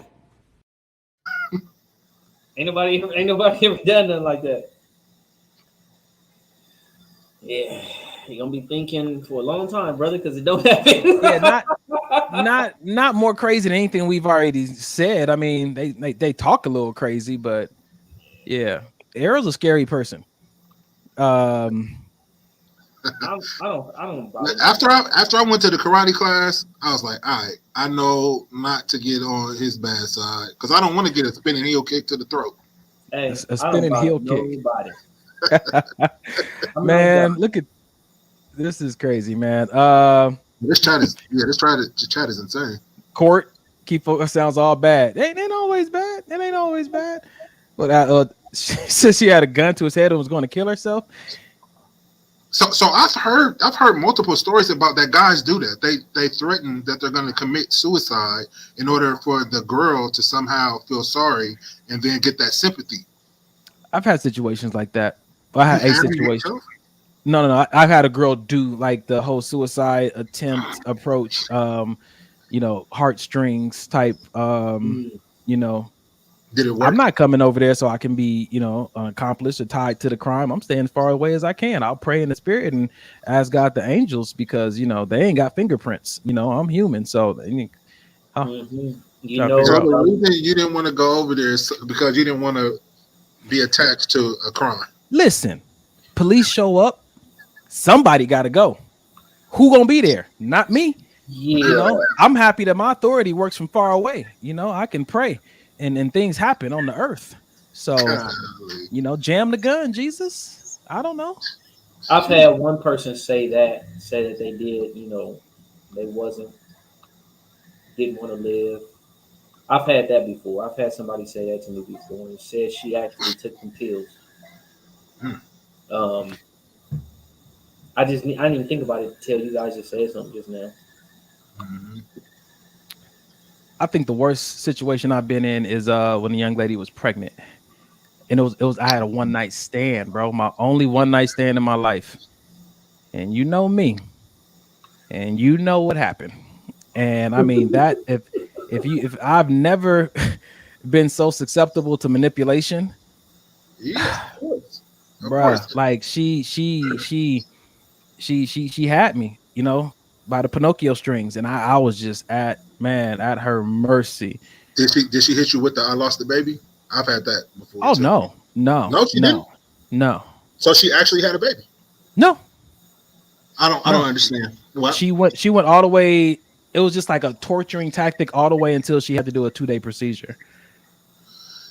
Yeah. And you guys know I've talked to you about the abortions I've had. You know how I wanted the kid, but never felt like I could really tell them what to do. This is the only situation where I felt like, God, please, I don't want to be tied to her, but I want the kid. Like, yeah. Like, no, you ever thought about offing somebody? We on live. I'm gonna stop. Yes. Anything else happening tonight? No. No. I meant no. I said yes, but I meant no. Hey, bro. Hey, I'm gonna go to the bank and get all the cash I got at the bank. I'm gonna help you run, bro. What? You can't be talking like that on live, man. What you doing? Hey, these is jokes. These is jokes. These is jokes. Hey, man, I've been in some situations though, bro. Man, I remember one girl, I had to bail her out of jail. Yeah, man, you know, I've had a colorful life, and I'm happy that it ain't been bland or dull. But there's been some sticky situations, man. I like some interesting people, you know, emotionally unstable. You know, people who come from a different kind of background. You know, I can't blame nobody but me. You know, I just what? You ever think about the girl who loosened up your lug nuts? Okay, I forgot about those stories, bro. I had this one chick loosen up the lug nuts on the back 2 tires of my truck, and then I'm driving. I didn't know, of course, until I was driving down the street the next day on Imperial and Crenshaw, and I tried to take off at the light, and they fell off. I could have been on a freeway, and my tires would have flew off. You know, anything. I had, I think it might have been the same girl, a different girl, back into the front of my truck while it was parked in my apartment complex and leave. I've had people bust out the back window of my car, but this is back, you know, the exotic club days. I was selling fantasies and playing with people's emotions. Oh, okay. Yeah. That's what I was going to ask. At what point did you realize it's only one common denominator at this point? I wasn't slick enough to. I shouldn't have been a stripper. I shouldn't have been a stripper. I'm no good at that. I'm good at. Okay. I feel so comfortable talking to you all. We should probably do another video, man. What's please, tonight? Please. Because the police gonna be coming knocking at this full door in a minute. Hey, man. Oh, okay. Well, y'all want to go through the chat, or y'all see anything over there that y'all want to put up, or you good? Allison got the heat though. Mine showed up at the house unannounced the other day. Well, he showed up. Did he show out? Did he ever leave? Where is he buried? Huh? Okay. I had a dude I went on a date with call me to bail him out 3 days later. Wow. Was it her fault that he was in? I mean, see, now you're asking the right questions. Right. You're asking the right questions. Yeah. Okay. Just wanted to find out. No, that's good. That's good. Oh boy. Okay. Let's see the video. All right. Let's see this video, man. Wait. Yeah, my ex would show up with car note money and gifts for my kids for about 4 months straight before he realized I wasn't taking him back. Did you take the money? Ask the right question, Mike. Ask the right questions. Did you take the money and the gifts, though? Do you still have it? Because we have a Cash App. Brother.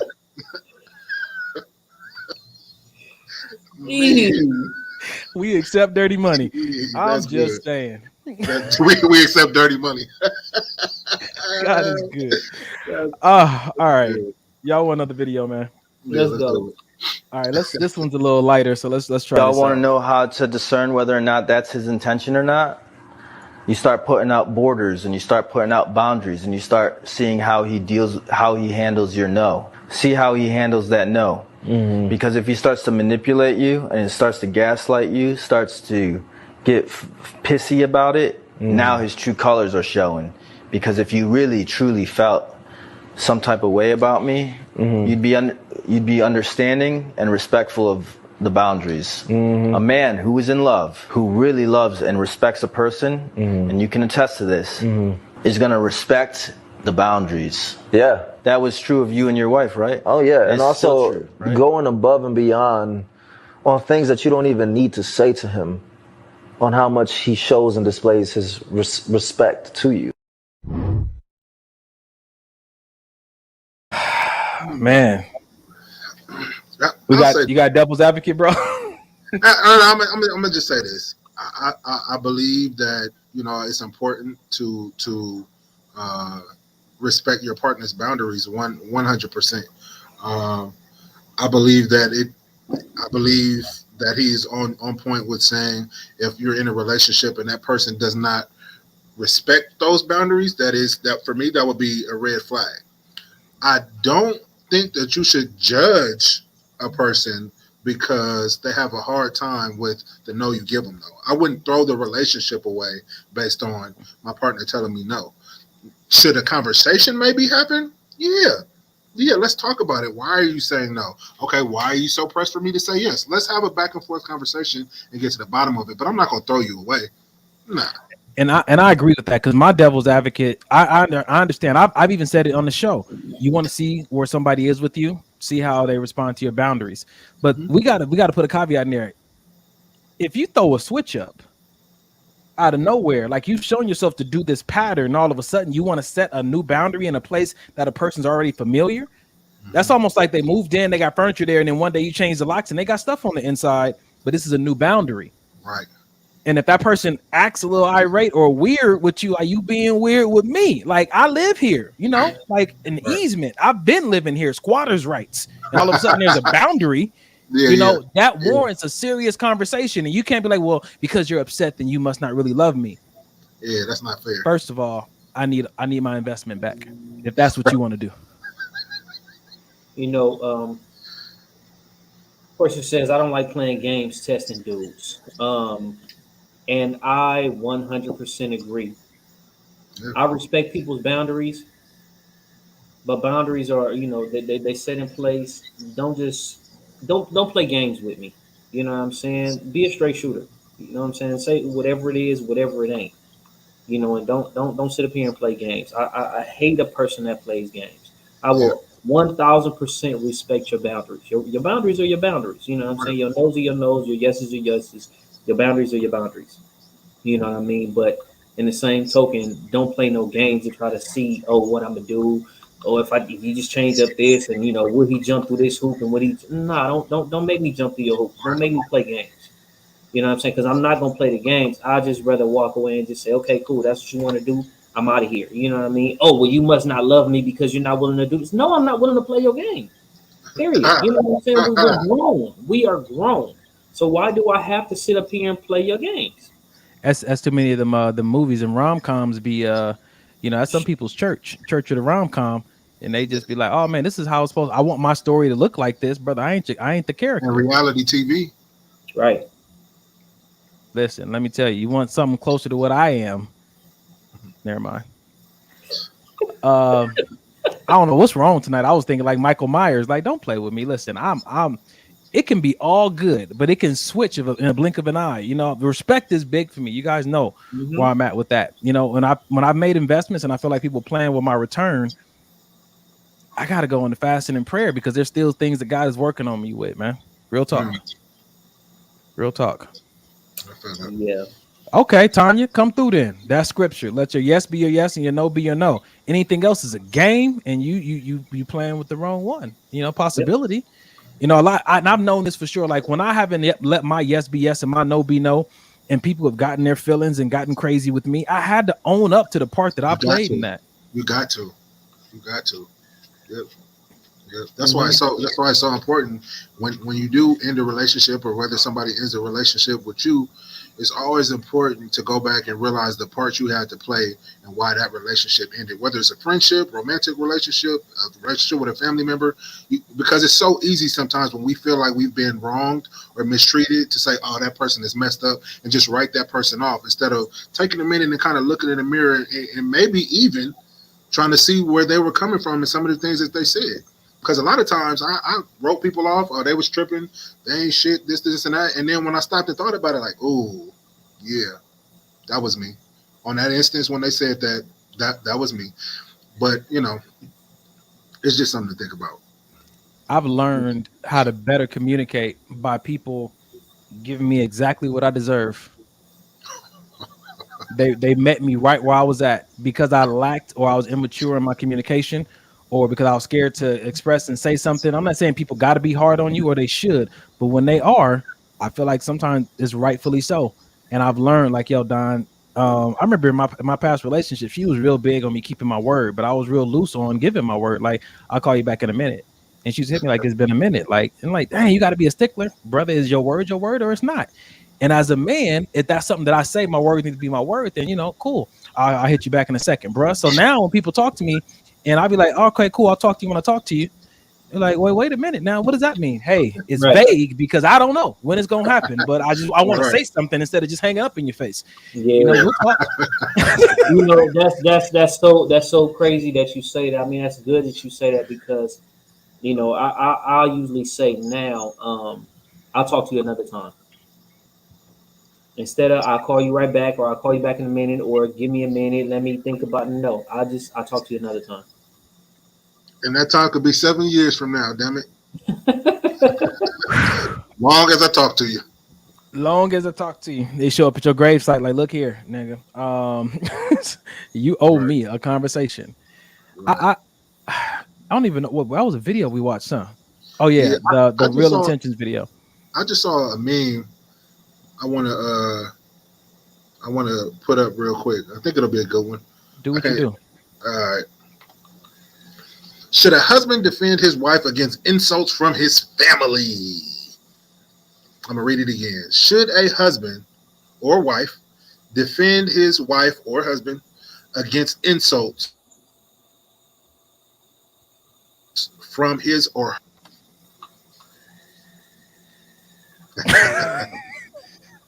Well, Mike, since you've been married, let's talk about it. 100%, man. 100%. I feel like in public we need to be a united freaking front. We need to. So if somebody, even if the insult in my mind, if I know it's true, oh, you talk so much, you talk all the time. I know she talk all the time, but hold on, you're not gonna disrespect my wife though. You know what I'm saying? So I feel like in a marriage, you guys need to be on that united front for everybody, family members, friends, kids, exes. I just feel like you guys need to always look like you're on the same page, and then anything else we could talk about at the house. But I'm not gonna let nobody mistreat or disrespect my wife. Please. So I wasn't married. But I was in a relationship. And y'all know my sister she's a wild one. Yeah, she didn't came left field on 2 of my relationships, and I did not handle it the best way. I didn't handle it back then like I would now. I didn't understand or see the threat or have any training on how to deal with it. I kind of just stepped back and was like, well, let's see. And that on both situations, I had to go home with the young lady and have a conversation about we partners or not. Where was you?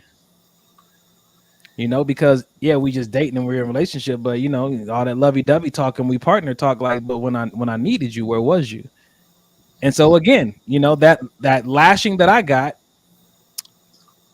rightfully so, and I've learned that I can't be passive in those situations. If ever she needed to be affirmed that I'm with you, it's in that situation.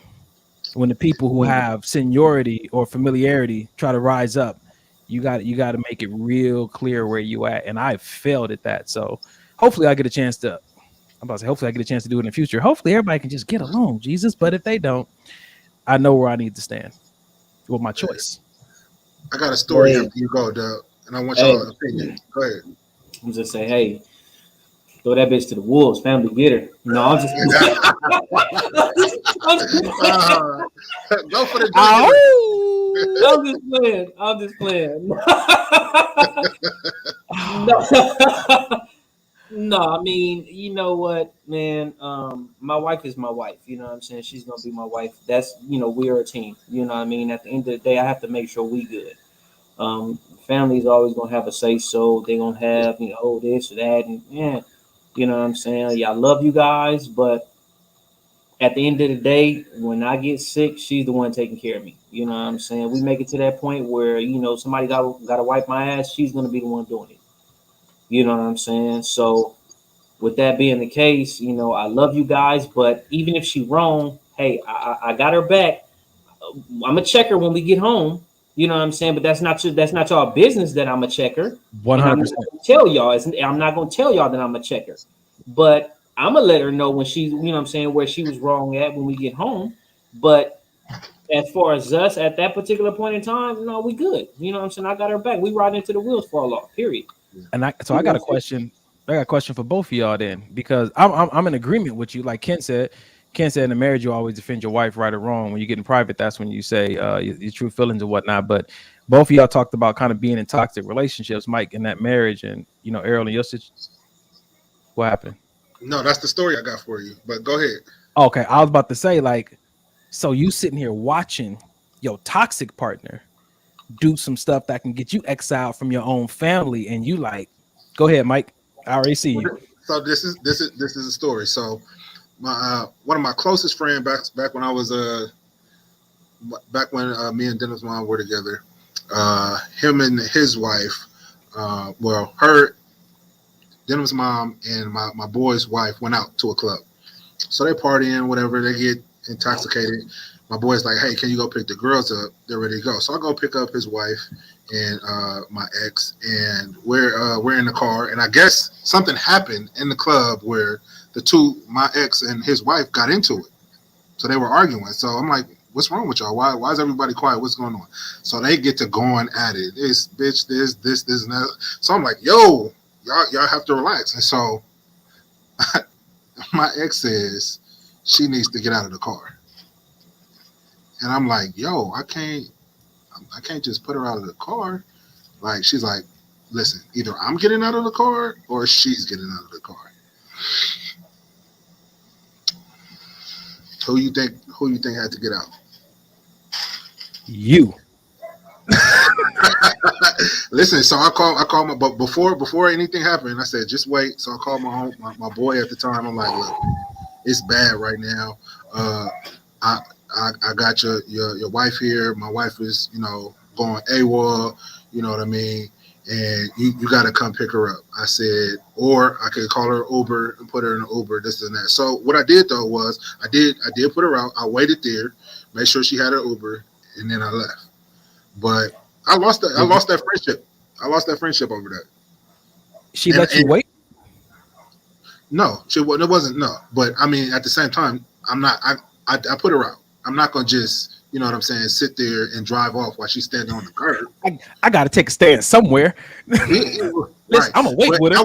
I was torn about that for so long, but at the end of the day, it's my wife, and it's unfortunate that I lost that friendship over that situation. But at the same time, I kind of understand it.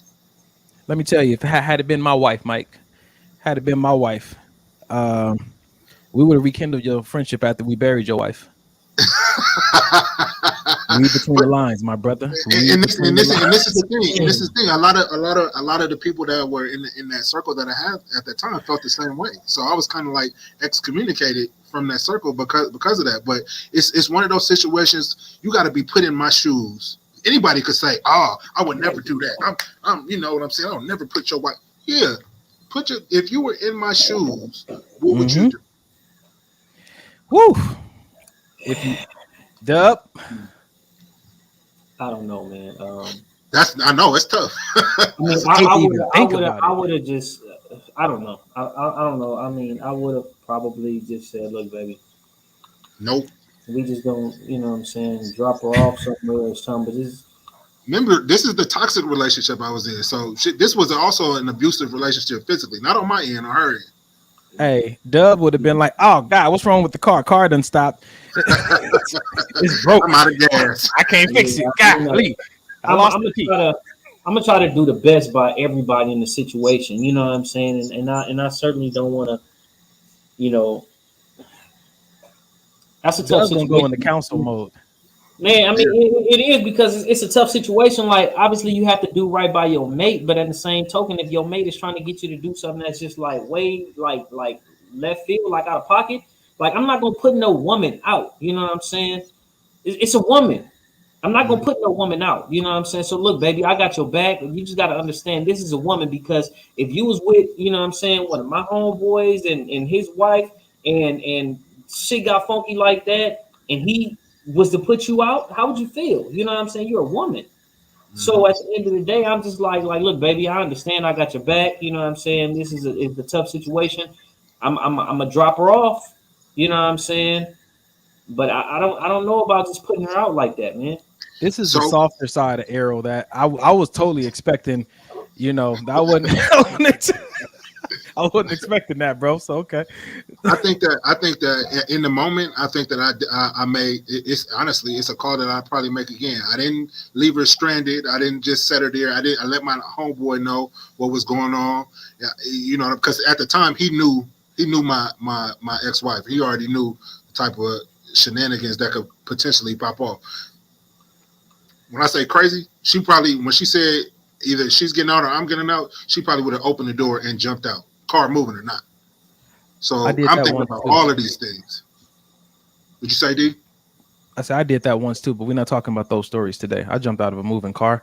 But you would like to type. No, I want to talk about what Kimberly said. Kimberly said this is a good point. Actually, I don't think Michael's wrong. Kimberly don't sound like this, but for whatever reason she does.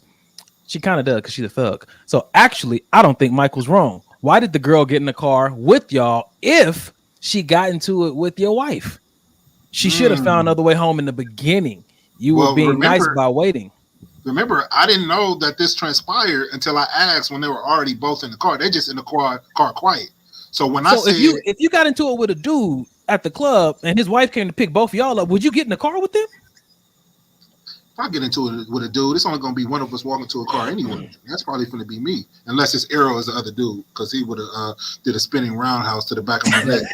Hey, I done just gave you a hug, bro, and said, just get out of here. Listen. just bring it in. These brother husbands is out here in these streets. Come on, you gonna have these women really saying that, and then we're gonna have to start blocking these women. I'm gonna have to make some phone calls to Morehouse, bro. Ooh. Wow. Touche, my brother. Touche. I'm done for the night. I'm done for the night. All right. Well, I'm gonna talk to the audience at this point. Ladies, would you ever in your life have your man put another woman out on the streets, regardless of how mad you are at her? Would that ever be something that you think will come out of your mouth? Ooh, and as you guys chime in on that, we can move forward, fellas, because we got 8 minutes left in this show. All righty. You know what? Let's start some mess while they chime in on that. Okay. Let's go. I need some mess going on. You need some mess? Here we go. Here's some mess for you. I'm falling for someone else while I'm in a relationship, but he just treats me so much better than my boyfriend. Confused. I am falling for someone else while I'm in a relationship, but he just treats me so much better than my boyfriend. Confused. Only way you can fall, only way I've ever seen anybody fall is if they jump off of something into something. You know what I'm saying? How did you get there? How did you get to a place to where you're falling for this person? You got the old Negro spirituals in the background. Right. Yeah, that's good though. You shouldn't even be in a place to where you even talking about I might like him. Why exactly? Why is that door open? Treating you better. What you mean? Why he treating you better? How? When? At work? Is this your work husband? Because we don't do that bullshit either. There's the no work husband. Nah, them be the ones. What you mean? I used to be a work husband. Them be the ones. Hey, I had sister wives at work. Sister wives. How many you have? Dos chicas? None that I asked for. I tell you that. I didn't ask for any of them. Somehow, one way or another, though, they got together and said they was gonna be my wives. Oh my God. I think I found a comment of the night. No, wait, no, not that one. Not that one. This one right here. Nope, not that one. They keep coming in. Pause. That's what he said. Dang. You can ride in the trunk. Put the moolie in the trunk, Alicia. Keeping it real. I'm gonna make sure you safe, but you're not gonna be close enough for me to pop you. Alicia out here thugging it. She carry a gun. I already know it. She carry a gun. Wow, open carry.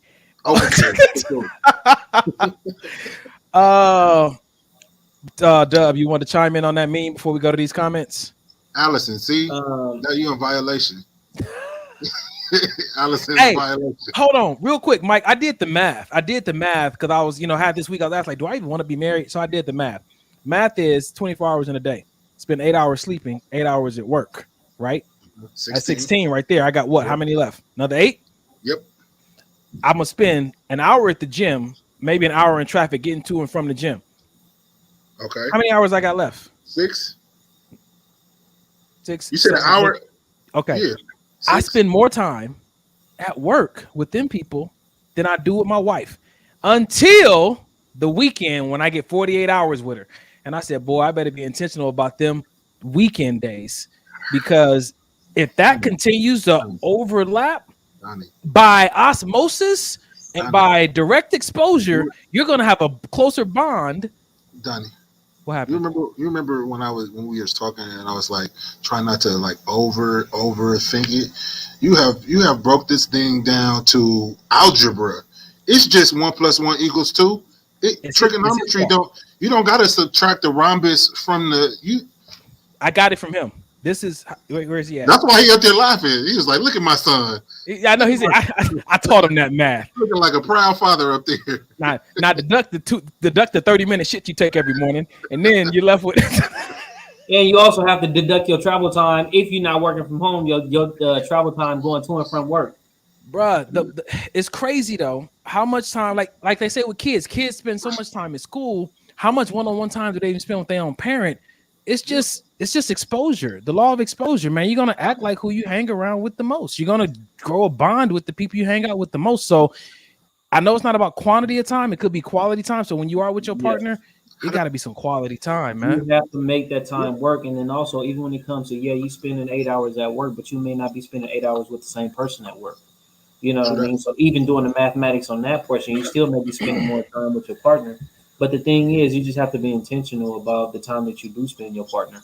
You know what I'm saying? You can't just go around the house ignoring each other and just, it is, and just getting the same routine of things being so mundane that you guys don't even say anything. And you know what? And that brings me to a point. I'm gonna let you guys say what y'all want to say in regards to this first, but it brings me to a point that I had a conversation with somebody as far as dating. Mike, you got something to say? No. So with the time frame, I want to jump into these comments and then let Dub finish the show out with the conversation. Mm-hmm. That's cool. That's cool. All right. So we asked y'all, would you ask your husband to put the woman out? And DTF always coming through. Nope, she can get an Uber. So she would never got in for me to tell her to get out. I can sit in silence very well.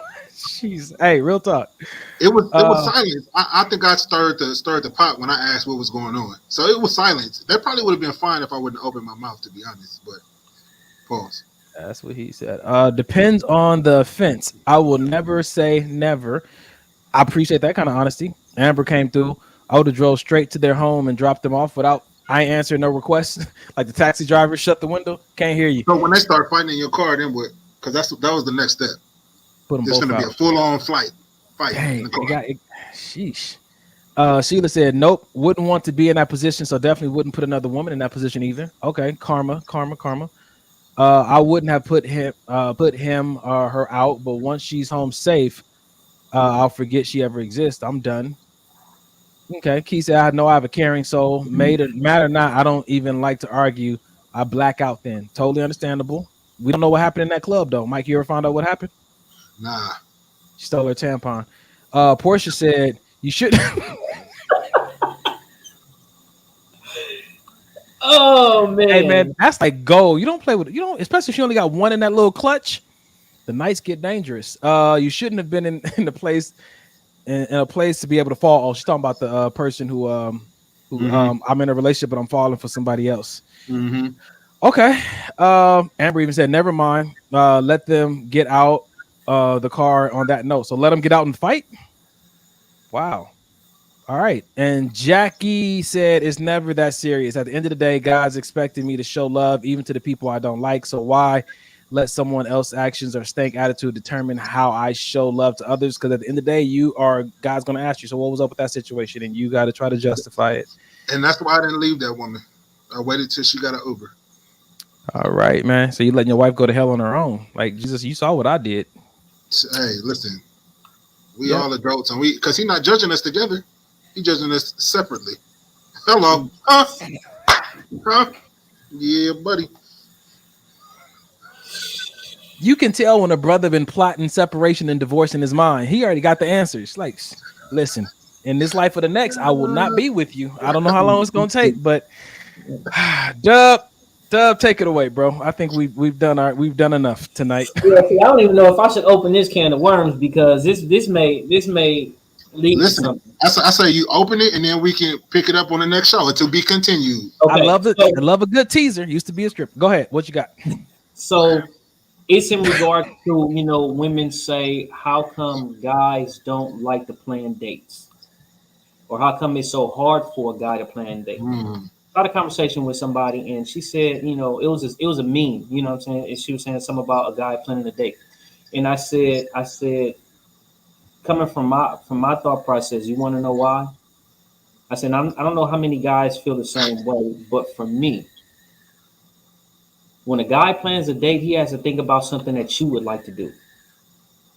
When a guy is planning that date, when a guy want to spend time with that woman, all he cares about is just spending time with her. It doesn't matter about that. Now, thinking about planning a date, I have to think about, okay, what can we do with the outfit that you choose to wear? You probably want to wear some heels. You probably want to wear a dress. You probably want to get, all dolled up and show me your good side. So now with that being the case, I have to plan something that's going to be according to what you have dressed in your good side. My whole thinking is I just want to spend time with you. So I don't care what we're doing. So for my thoughts is like it would be not impossible, but it's more difficult thinking about it from that aspect because it's like, okay, now I have to plan out something that you may want to do that may be even fun or exciting to you when all I really want to do is just spend some time with you.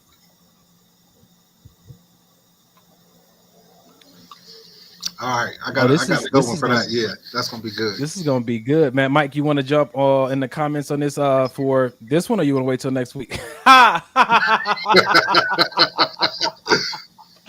say we save it. All right. And we'll what you should do is put this on the commercial, that last little part. Make sure we get that on the commercial so people can know that's what we're gonna start the first show off with, getting into that because that's good. Because so I'm gonna add these comments to that little commercial too. Sheila said, if you're planning and let her know what's happening, she can dress accordingly. Diamond Tory Fox said, you know your woman, so shouldn't be hard at all. It's the thought.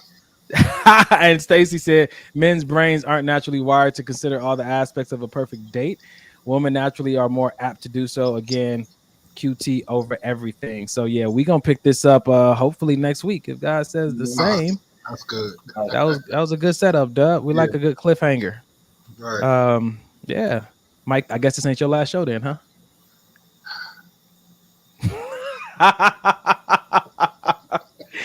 Hey, somebody just texted me and said, put Mike out the car. So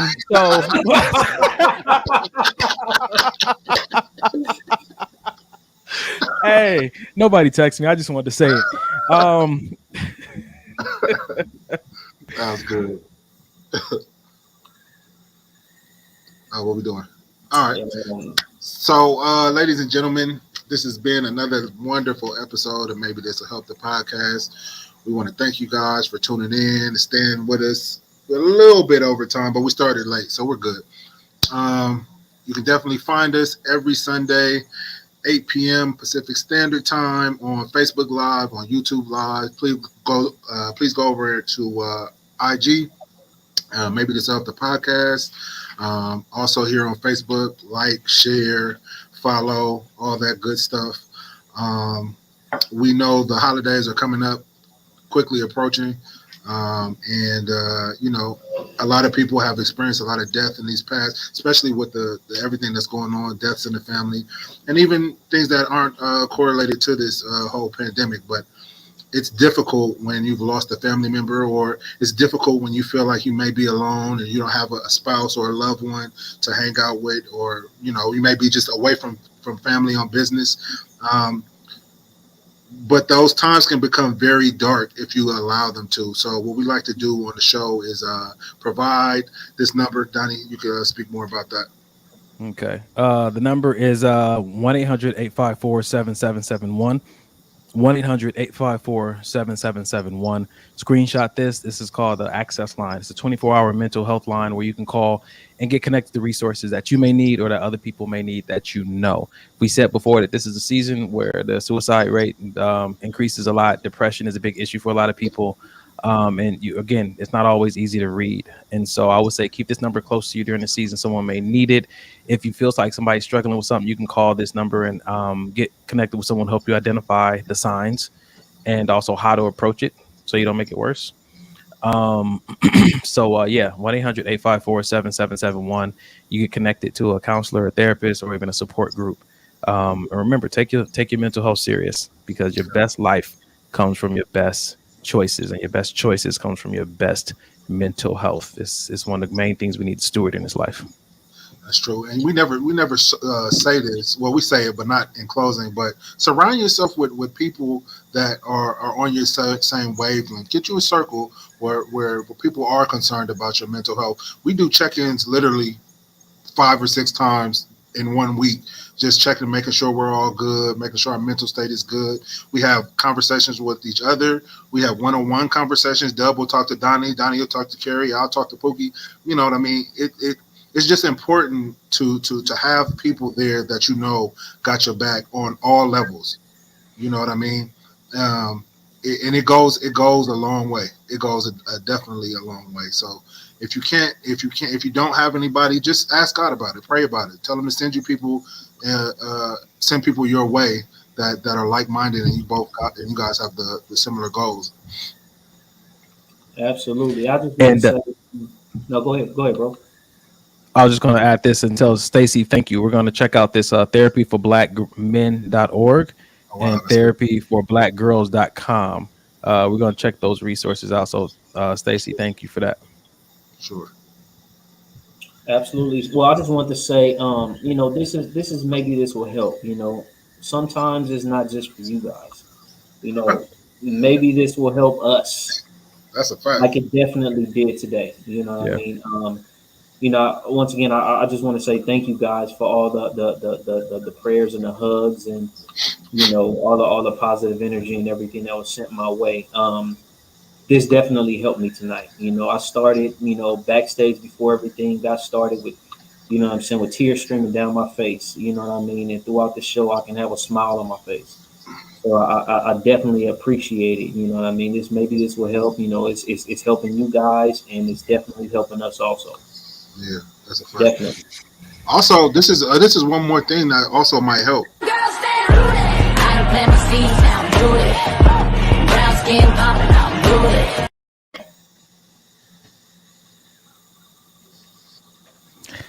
Edges don't help. Edges don't help. Tell me, no, Donnie. Since you're looking like that, do edges help? I'm gonna ask you. Yes. Yes, Mike. Edges help. Yep, do edges help? Be honest, bro. We transparent. You think they help her? Can we end the show? Can we end the show? We've never. Can we end the show, please? We've always celebrated her. Hey. He takes it too far. He takes it too far. Oh, I take it too far.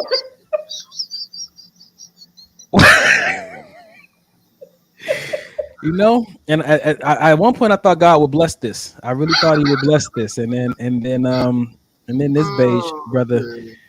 Oh man, we love y'all. Make sure you share this with your friends. Chime in the chat your favorite part from tonight. As we get ready to close out, just let us know what helped you tonight. Whether it was laughter or some insight. You already did that at halftime, so we're going to do it again. I agree. KR, Mike, shut up. Wow, Amber, really? What about therapy for Mexicans? Find the resource and we'll share it.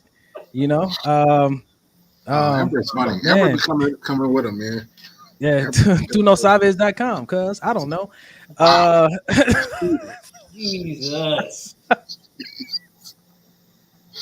Jesus.